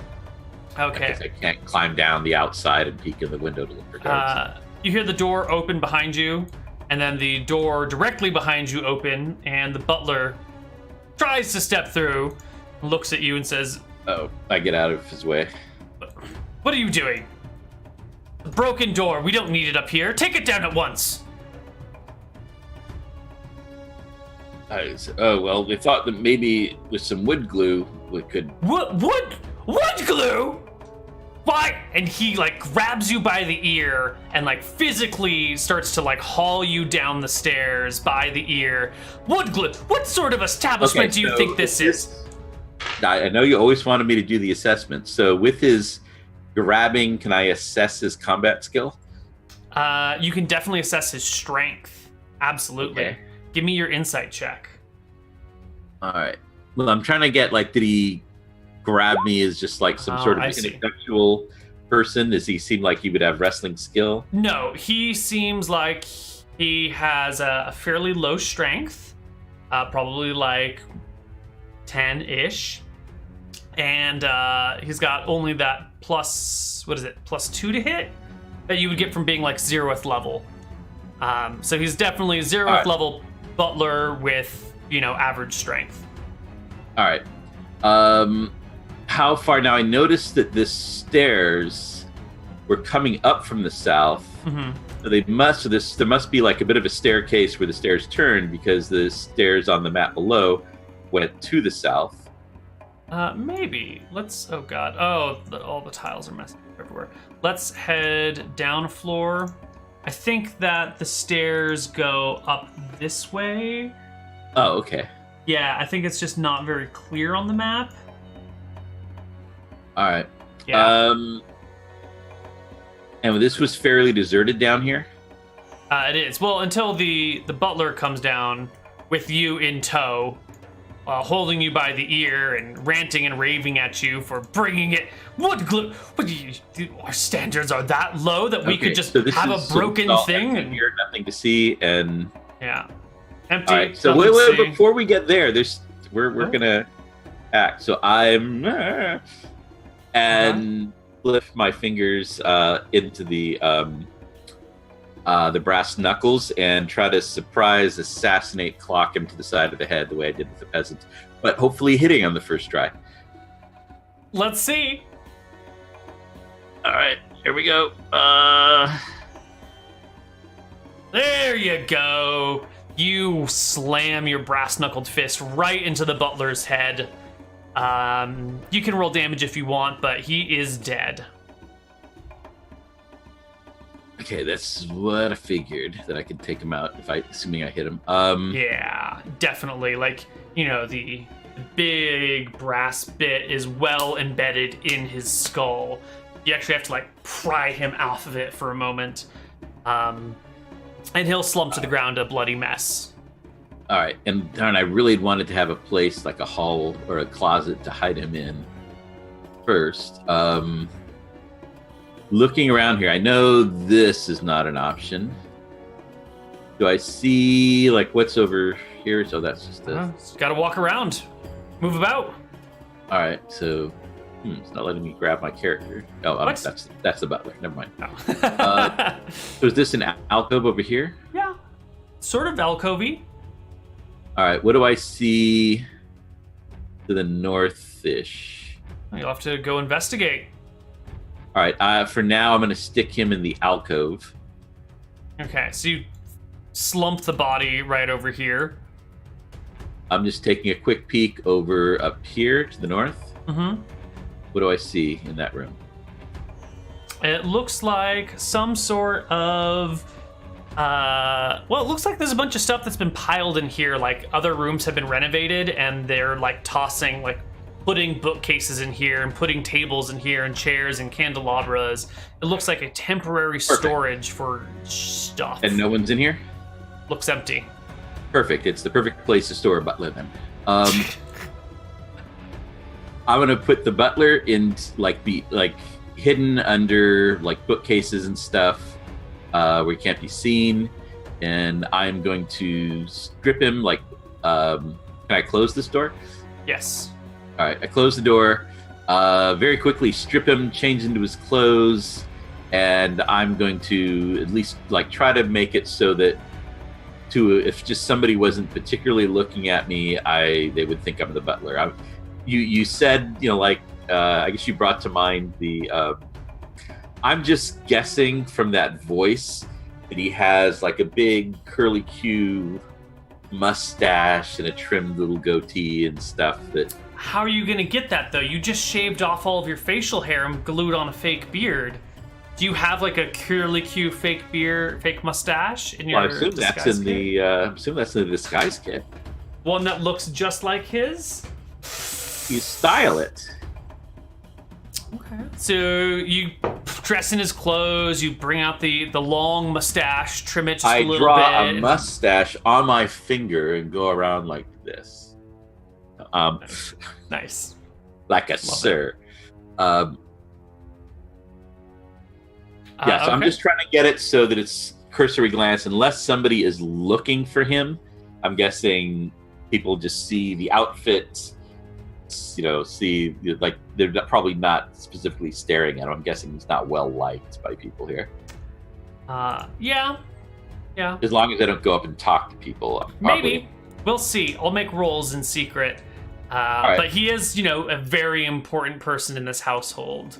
Everyone that lives in the keep, in the palace, would be able to recognize him right away. Like, if someone showed up dressed as your daughter, you'd be able to spot them from a mile away as a fraud, right? If they were looking at my face, what I'm planning to do is I'm going to do a lot of butlery muttering in his voice with actor. So it's a lot of what you see is just what your brain is filling in. Have you ever had that where something looked one way, but then as you started to realize, oh, it's not that at all, then then your brain sees the other details. Like I remember looking at a couch and being sure I saw a panther or a cheetah lying on it, and then my brain thought, why would a cheetah be lying on the couch? And I looked at it just this sort of spotted blanket, but my brain had filled in cheetah just because of the way it was lying there, until I processed and went, no, that can't be what it is. So what I'm hoping is to put in enough detail that if somebody's not really looking at me, but someone hears the voice and go, oh God, it's the butler. And if they don't particularly directly look at me. Sure. And if you subscribe right now, you'll get more Tales from the 70s from Rob right after this break. Actually, there's not a break right now. Anyway, Tales of the 70s. Well, I'm expecting cheetah print leather couch or cheetah print blanket on a leather couch sounds like a tale from the 70s, and especially if you're mistaking it for an actual cheetah, then there's got to be something going on. You keep it up, Neal, and I'll just you see whose face gets ground into my shag carpet. Alrighty, Butler Rob. We're gonna give you the butler token to walk around in as now. All right. Let me assign it to you so you can control it. All right, you can now control the butler. He is you. Right. You are him. Okay, out I go. You can't see as the butler though, so let me give you vision. No? All right. Yeah, I've got vision. Okay, cool. I don't have vision though. I need vision. What have I done? I'm gonna There we go. Okay, I have vision now. You're gonna go? I'm gonna go back up to the 3rd floor. Alrighty. Let me bring you to the 3rd floor.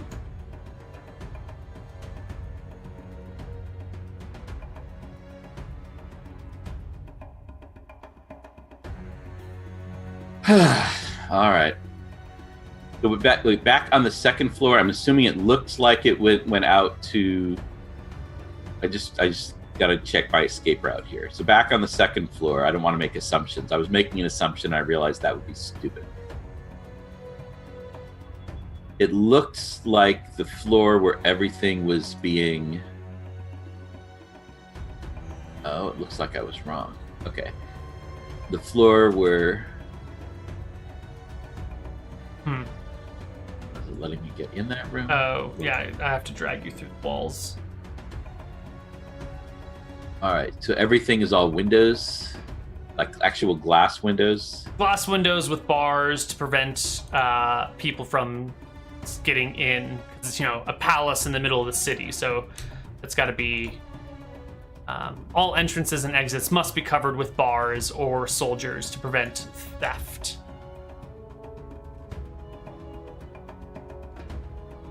All right. Can I see out that? Is that a window? Is that a door? That is a door to your left.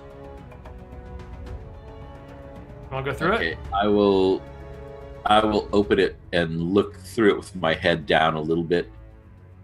It looks like a weapon room. It looks like one of those turrets on the very front of the estate, with a bed here for whatever guard pair is on duty, and a weapon rack, and stairs leading up to the 3rd floor of the turret and down to the 1st floor of the turret. All right. I guess my escape route will be the front. Okay, so back down or back. It's not letting me through there. We'll go back to the 3rd floor.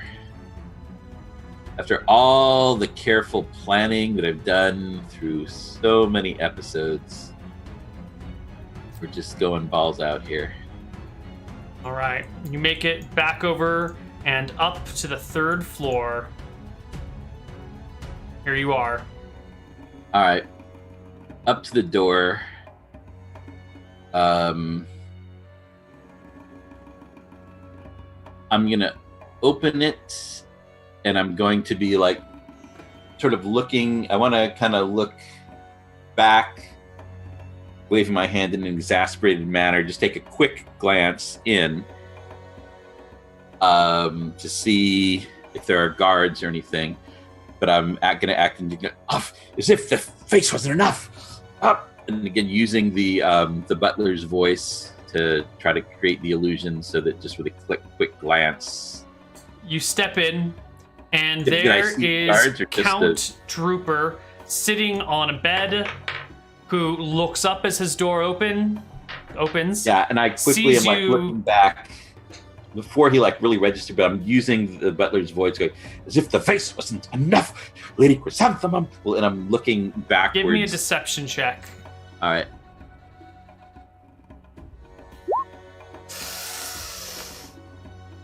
Does he really have reason to suspect his butler? He knows his butler his whole life.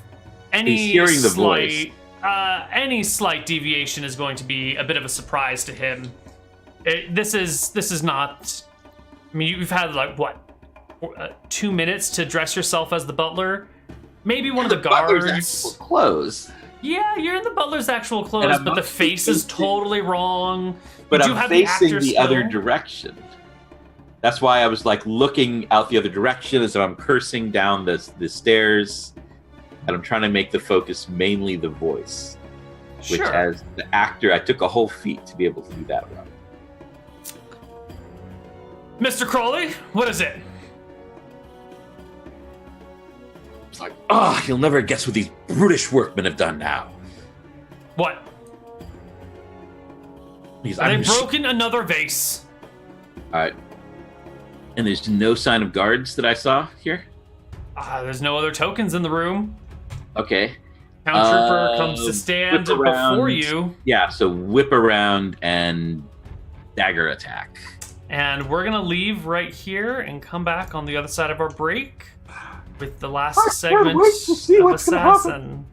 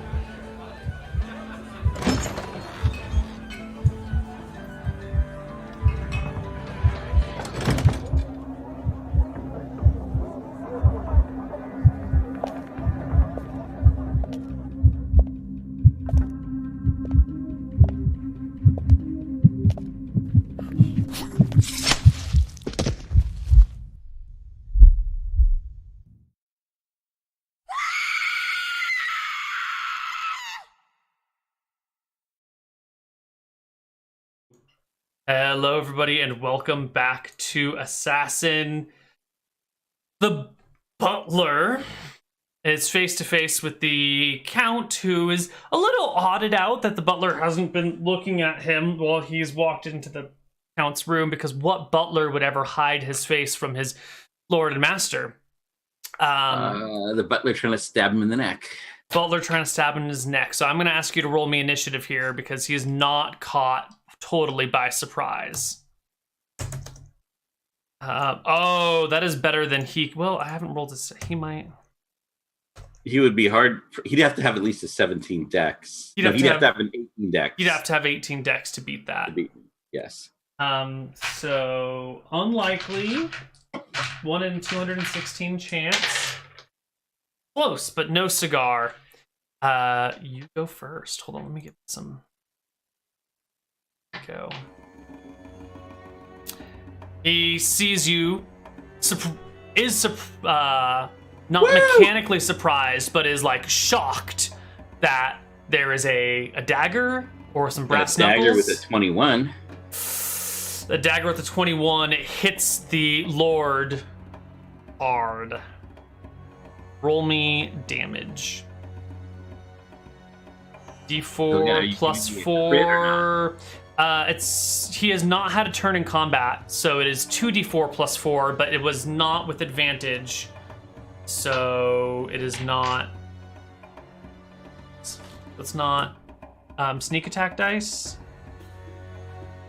No, it's assassination. Right, you have advantage on any creature that hasn't taken a turn yet. So yes, you get all the things. It is 2d4 plus 8d4 plus 4. I'm sorry, 8d6. It is 1,000,000 points of damage. It's a lot. Oh my god, look at those rolls. Oh, there's a 1. Yeah, there's a 1 next to all these other above average rolls. Wow, amazing. The dagger goes. I mean, why don't you give us the graphic details here? Where are you sticking him? Well, so I'm guessing that he wasn't a 10th level fighter, and this actually does. He's not a secret 10th level fighter. This is lethal. How is it lethal? I'm going to jam the dagger perfectly up his under, like the soft spot up here. There's no bone protecting, up into his brain. All right, it goes up into And the give it a Lord. little twist. Gives a twist. He clatters backwards onto that table right behind him, falls to the side, hitting that chair that's tucked into the table on the map, clashes to the ground with a "Ah!" Well, I kind of want to hold him and Well, let him. that was not part of the description. That was one of the reasons I asked for a description. See what was and wasn't done. All right, I'll grab the dagger. I'll pull the dagger out, wipe it.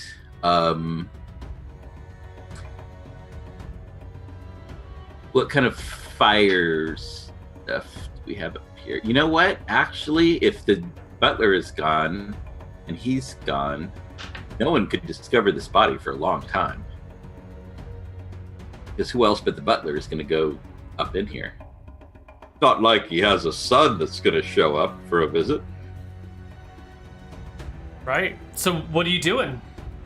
I am going to. Does he have a key? What does he have on him? Well, you start going through his stuff then. You know, looking for keys. Like I'm just very quickly looking for the key to this door. It's as you're searching his body and looking for the key, the door behind you opens, and in through it steps a dwarf. This looks similar to the dwarf you've met before, but younger. Definitely doesn't have the mithril plate mail, and has a battle axe with him that is drawn. And he threw open that door and is looking around. And he looks down and sees Count Drooper dead at your feet. For locking the door. So much for locking the door. Where was this door that he just came through? He came through the side door that you'd come through. Remember this door? Oh, that door. Into that hallway? Yeah. Oh, I thought you meant he had like another door in this chamber. No. He's come through the side door over this way. All right. Yep. I'm going to roll initiative. Because we are in a real pickle now. Our initiative button for our young Ulinfjorn, the son of Olinfjorn. Not quite the fighter his father is, but definitely standing here with a battle axe ready to take on the murderer of his lord. You go first, Butler. All right.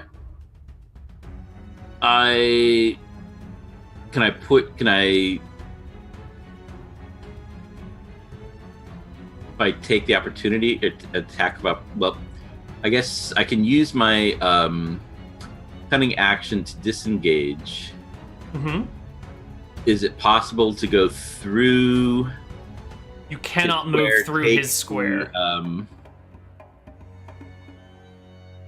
You cannot move through his square. You could maybe do if you shove him to the ground, you could walk over him and past him.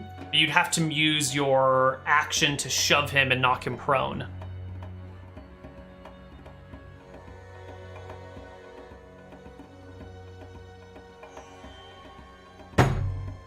All right, I am going to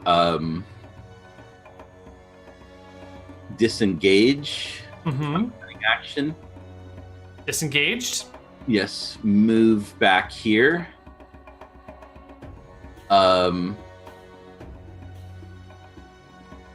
With my dagger ready, my other hand, I'm moving the dagger to draw his attention and sneering at him, while my other hand goes my pouch to grasp the invisibility potion to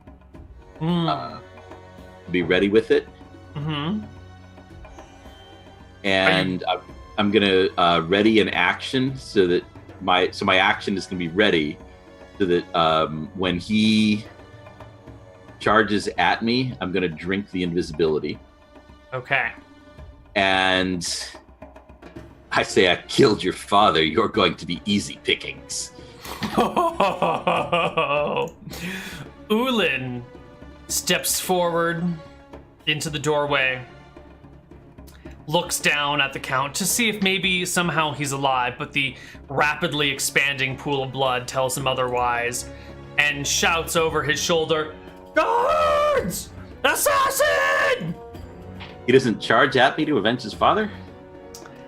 He's taken stock of the situation to begin with. And then he steps into the doorway and will close the door. He begged for his life. Lies! Lies! He cried. My father would never cry. He's a dwarf.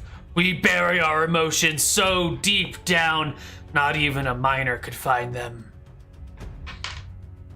Don't try and Samuel L. Jackson me. It's not gonna happen. He's seriously not going to try to take me on here. He is taking his time. He is not what we would call a rash man. But that's his turn. He just stands in the doorway after calling for guards. Your turn, Butler. All right.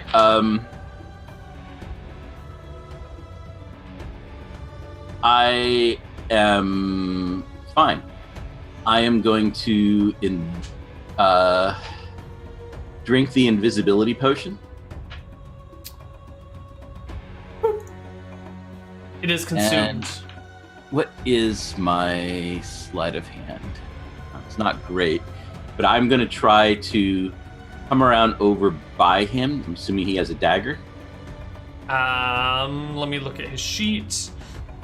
You can see he has some plate armor on. He has a battle axe. Instead of a dagger, he has a hand axe next to him. Oh, come on, everybody has a dagger just to cut their meat and stuff. This is cool. His character sheet says 2 hand axes and no daggers, unfortunately. He also has a wine skin or water skin next to him and a mess kit on him. That's the 5 things he carries, plus his battle axe. Darn, I was gonna try to pickpocket, sleight of hand his dagger, get that bloody. And and then just hang out in the room, and he's like, I swear there's an invisible assassin here, I didn't do it! Just because there's blood on my dagger, which is sticking out of the Count's throat? Right.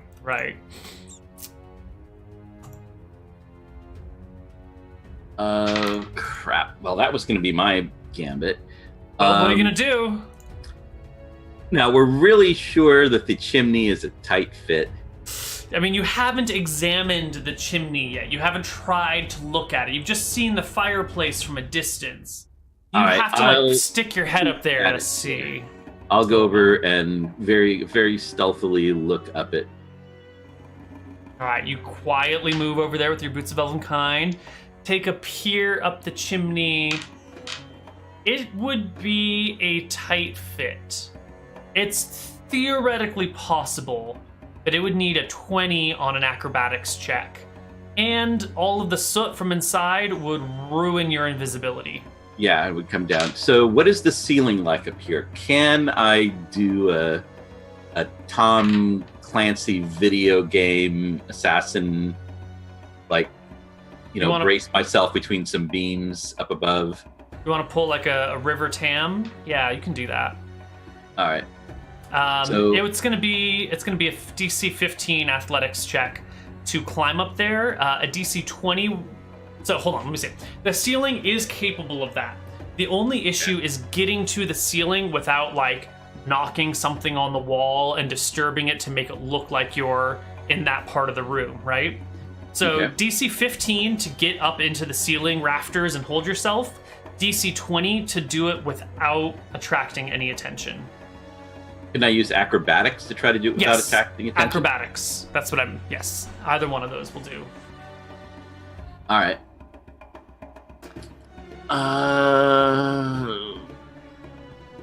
DC 20, the odds aren't good. I can't like look around as there's not a place that's better, like to this knock things that I've got a little clearer path.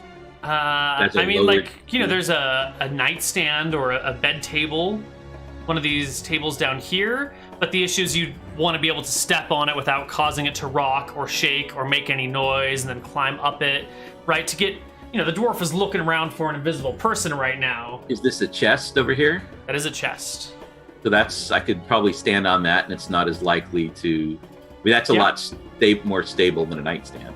Sure, we'll bring it down to a DC 17 then to not attract any attention. All right, that's 50-50 or maybe 55-45. Oh, woo. Easy peasy. You hop to the chest, hop to the rafters, brace yourself in there. Can I get to over sort of up here by the ceiling? Because I'm figuring that with this smaller space, I can kind of brace myself easier and stay up there longer. I would say with your gloves of swimming and climbing, that gives you that gives you regular movement rate on everything.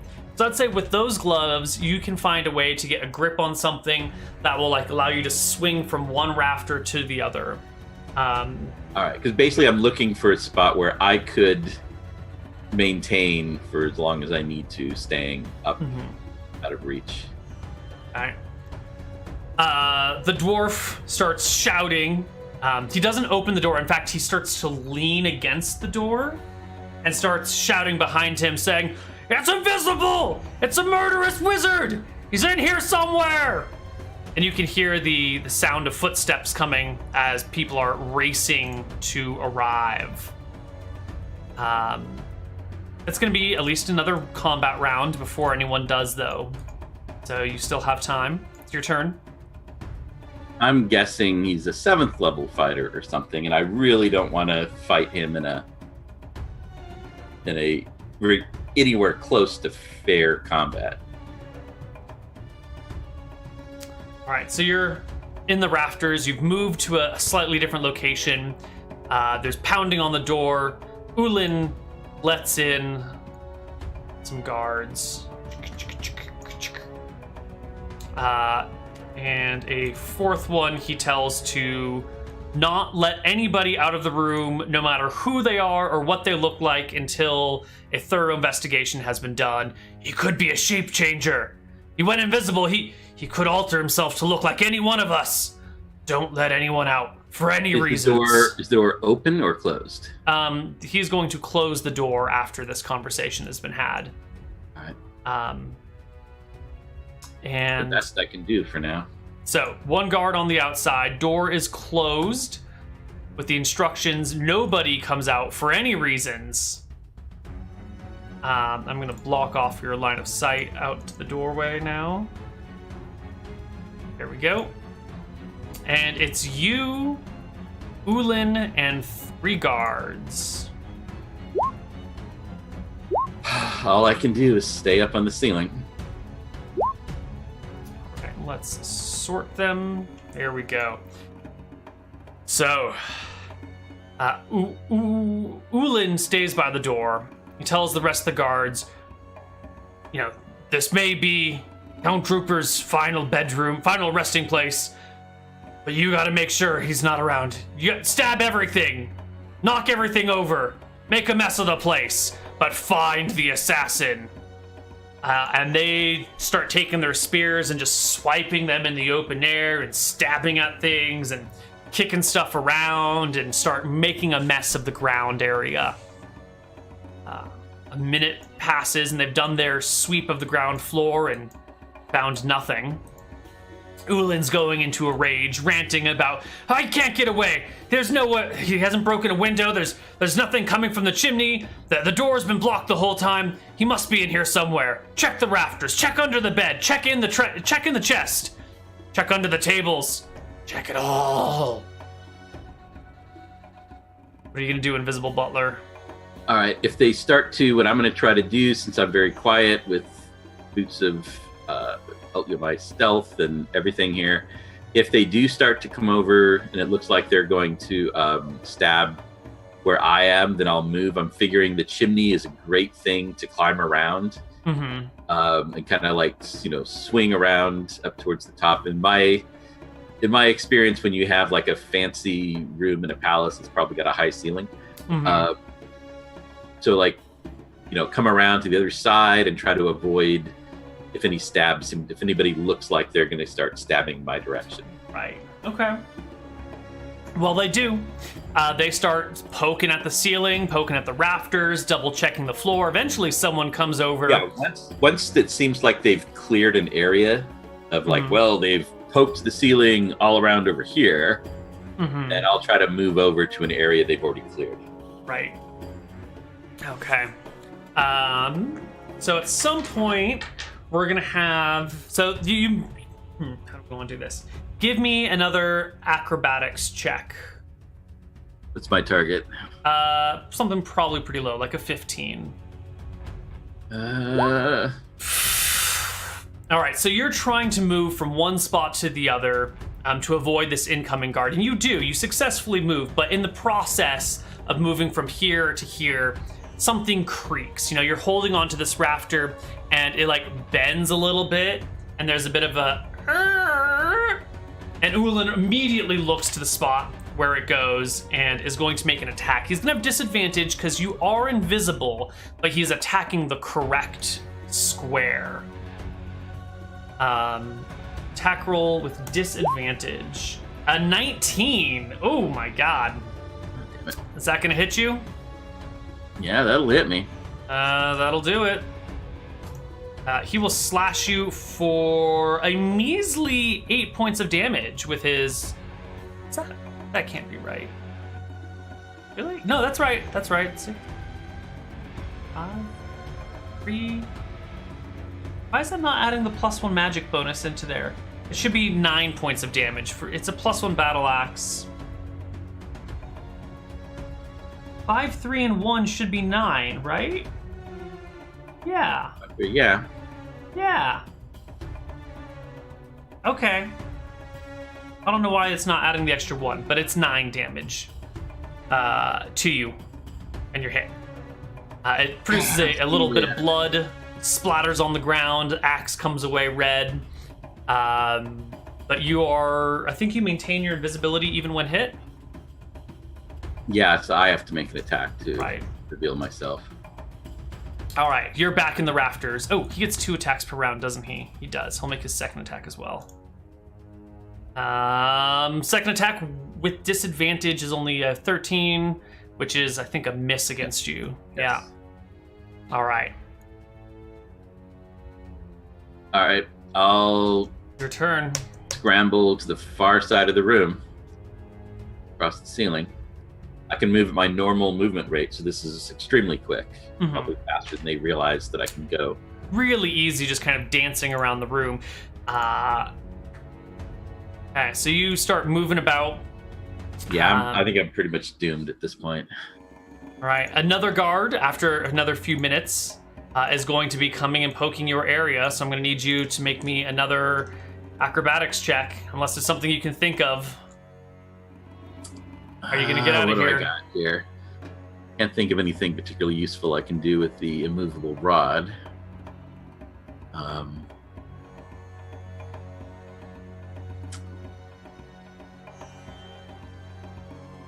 suppose I could have used it to bar the door and go up the chimney before, but oh well. Too late for that now. I guess I'll just have to do the acrobatics check. Ooh, very nice. You easily get out of the way from any incoming spears without attracting any attention.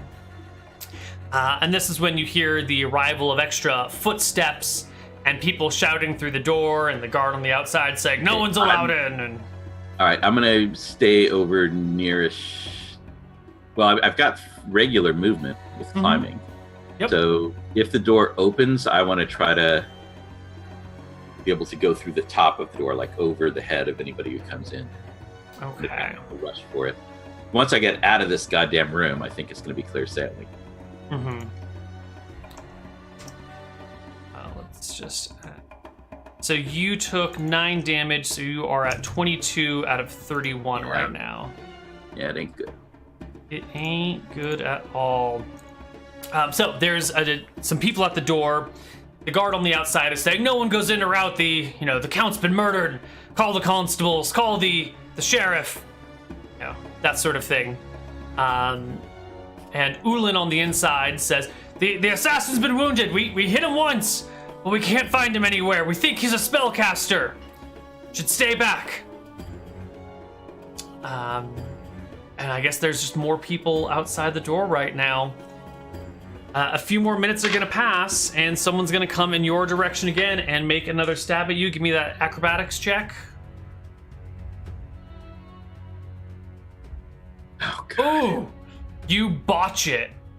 You definitely reveal your location, and Ulin this time steps away from the door because, you're not quite within striking range. So he comes towards you and makes his 2 attacks. A 14 is not going to hit you. Your AC is 15.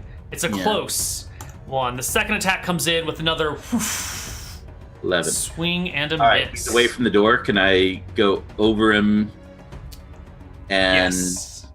He didn't. You never said he grabbed the key or anything, so the door isn't locked. Right.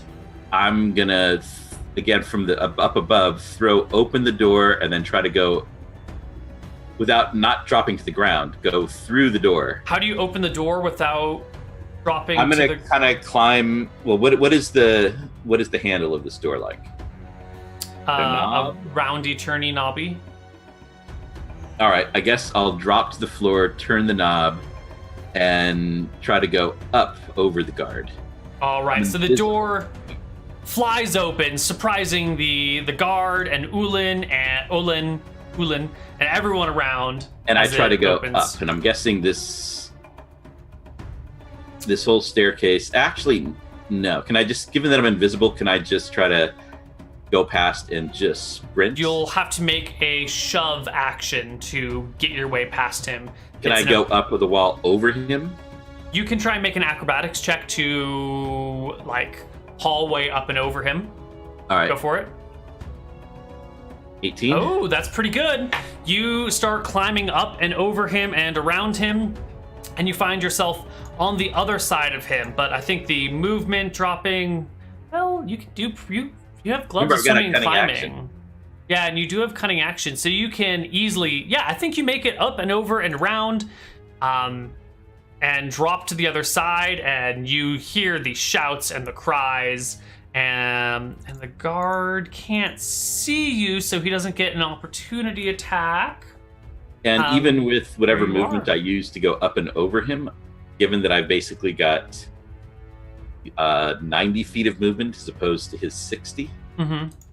So I'm guessing I should still be way ahead of him, even if he was sprinting in exactly the right direction. And I'm going down, since I can go on the wall at regular speed. I'm going to stay on the wall so that people coming up the stairs won't run into. Head down. We see the second floor? Yes, we can get you to the second floor. Just making some adjustments, 'cause I haven't had a time to look back at it yet. Now that there are, soldiers everywhere. And the constables have been called and all that fun stuff. All right. Okay, here we go. Bringing you to the second floor. What am You I are dropping so from the staircase looking down, you can see that there is a guard at the bottom of the staircase, spear out, ready, because he hears the shouting from upstairs that the door's been opened and that the assassin's escaping. Stop him! Okay. And I'll shout from here, where it should be given that I'm down the stairs. I shout in Olin's voice, "All of you charge up here, block the stairway! All of you, god damn it, before I take your heads!" In Olin's voice, or Ulan's voice. Olan's voice, to which Ulan says, "That's not my father! That's the assassin! Kill him!" All right. Which is very confusing to everybody involved. Yeah, so coming around here. Well, the staircase goes down this way. You're going to have to go past the guard. But I'm staying up on the wall, so I'm going over him, right? Right. Okay, hold on. Staircase. I'm guessing this is like high ceilinged area. I mean, if you had this giant, amazing atrium area, it wouldn't have. It's not low ceilings, right? So the stairway that comes down. We need to flip back up to the third floor for just a moment to make sense of all of this.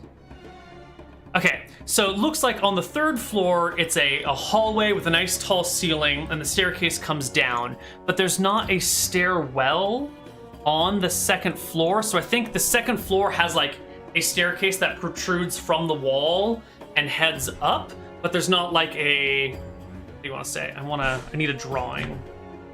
I need to doodle. So basically, I could go this way, like over the railing. So if this is a side view to the north a little bit of the staircase, it would like level off on this floor over here, and there's like a hallway that leads back like this. Mm-hmm. But this lower part of the staircase doesn't have a wall to brace yourself against. So you have like Mr. Guardman standing over but here. I'm invisible. I could go drop over this way. Oh, like off the side of the staircase like that? Yeah. Yeah, I think that'll probably work. Yeah, that'll work just fine. All right. Perfect. I'll do it. And from what I can see, this door is open. Yes, the door to the outside is open. There's a guard standing across the area with his what do you call it? Spear outside to side to block anything walking past him. All right, I'm going to try to limbo under his spear invisibly. All right. So we've gone 40 feet plus. That was 12. I shaved off some feet by ducking off there. Yeah, 12 plus 20 is 32. Plus, what do we call this? 32 plus about 40 is 72. I've got you 90. you can limbo under. Go ahead and make me a stealth check as you are running full tilt from all these people and sliding under guards. Oh my god, you're so quiet. You slip underneath the guard, no problem. Is it a marble floor? It is a marble floor. I will, like, kind of, as I'm running, just sort of like onto my knees, slide, matrix under it. You matrix under it, but look at what's beneath the guard. There's a carpet. The carpet tugs as you slide and matrix underneath him. Not with a 29. The carpet's gonna slide. You can't slide across carpet over a marble floor. Oh, fine then. Well, I specifically asked about marble so that I could yeah. do something cool. You did something cool. Did something great. Anyway, you still have feats of movement. I think we're at 72 feet that you've moved so far. All right. And so how many squares more is that? Each one of these squares is 2.5 feet. This is a balcony, right? You're on the second floor, so there's a 10-foot drop to the top of this staircase and another 10 foot all the way down. What's the drop over to this statue? Probably the top of the statue is probably at level with you, actually. All right, and it's only 2.5 feet from the balcony. So I Easy. swing over the balcony onto the Hop on the statue. statue. Yep. Using my climbing, maintaining everything full speed, Yep. and out I go. Shimmy down the statue onto the ground floor. Let's get us to the ground floor. All right, so here you are. Ground floor. All right. Looking around, you can see. Oops, you're not here anymore. You can see that there are 2 guards at the front door in the same direction that you originally came from. They are blocking the gate, and one of them is pulling down the portcullis All right. as they are blocking the gate. Oh no, that will stop everybody who's restricted to the ground. Hold on, that was 10, 27, 72, 75, let's call it, and 10 is 85. You have another 5 feet of movement that you can use if you want. All right. So over to here, it's kind of hanging off here, so I don't Perfect. I'm gonna make sure I'm not. Well, I guess sort of here on the base of the statue, so that if someone goes running up there, they don't run into me. Okay. So, the guards on the left side lower their portcullis, blocking the entryway from the castle grounds. I need to take a look and see how high. So this wall here is about 10 feet high, made out of stone. Actually, it is 20 feet high. This is a 10-foot height wall here, and then another 10 feet up here to get to the top of that. So you're in a courtyard, 20-foot walls all the way around you, portcullis down, guards in the front, guards in the building. All right. So next round, have my full using my bonus action, 90 feet of movement. Gotta go move NPCs. Ulan tries to leave. The guard says, "You told me not to let anyone out." Ulan's like, "You idiot, he just ran past you." So I should shout over my shoulder in his father's voice, "That's not my son! It's the shape changer!" 22. That's pretty good. 2 plus 13. Yeah, because he did shout. He specifically shouted about shape changers. He did. Don't let anybody out, even me. Yep. He did. But then you did get out, and it was sort of obvious, and yeah, it's confusing for the guard. He doesn't know whose order to follow. So Ulan's coming down the stairs. He's out. I don't know. That guard was ordered not to let the shape changer out. Yeah, he's also not going to stop a raging Ulan who's nth level Who specifically told him to stop a raging Ulan? I know. They're going to need new workers. This is ridiculous. All right, so from inside on your turn, you can hear Ulan's voice shouting, "Is somewhere! Check everything! Check all doors and windows! Stop him!" At which point, one guard will step out and start looking around, just like with his eyes, and you can hear Ulan behind him saying, "He's invisible, you fools!" But that doorway is now open. And I'm up here All right, so basically I get to the top of the statue so that my voice will seem like it's coming from the second floor. Mm-hmm. Out through that opening. And I'll shout in the son's voice towards the guards at the gate. "You fools! Block the front door to the palace! Immediately!" Turns around, what? Huh? No, I'm shouting at these guards over here. Oh, right. Okay. Well, without any gesticulation, I don't think they know the subject of your intent. You might be shouting at them, but I think all the guards are thinking that you're shouting at them at this point. Okay. Yeah. So if they're not charging, I'm just going to use my 90 feet of movement. Basically, I'm going to come over around here and scale the wall. 5. Yep. You can go up the 20 feet. Can you give me one of those acrobatics checks again to see if there's anything that you disturb along the way? See if you make any signs. Probably dear not. God. You're gonna do well. Is that a 25? Oh, I get advantage. Woo. Well, you take the first number anyway, right? Didn't I? Oh, I was sorry. I had the my character sheet over there. I was looking at that goddamn 8 in acrobatics. Oh, I got an 8 again. no! You get a 25. You easily scramble over there, make it to the wall, scamper up, hop over, and down the other side, and away, Yes. and away. In the most poorly planned of all my assassinations. Well, you only had a few hours to pull this one off, Yes. so no prep time whatsoever. You make your way out into High Castle and escape. Well, that is going to conclude. I pick up Sophie. Pick up Sophie.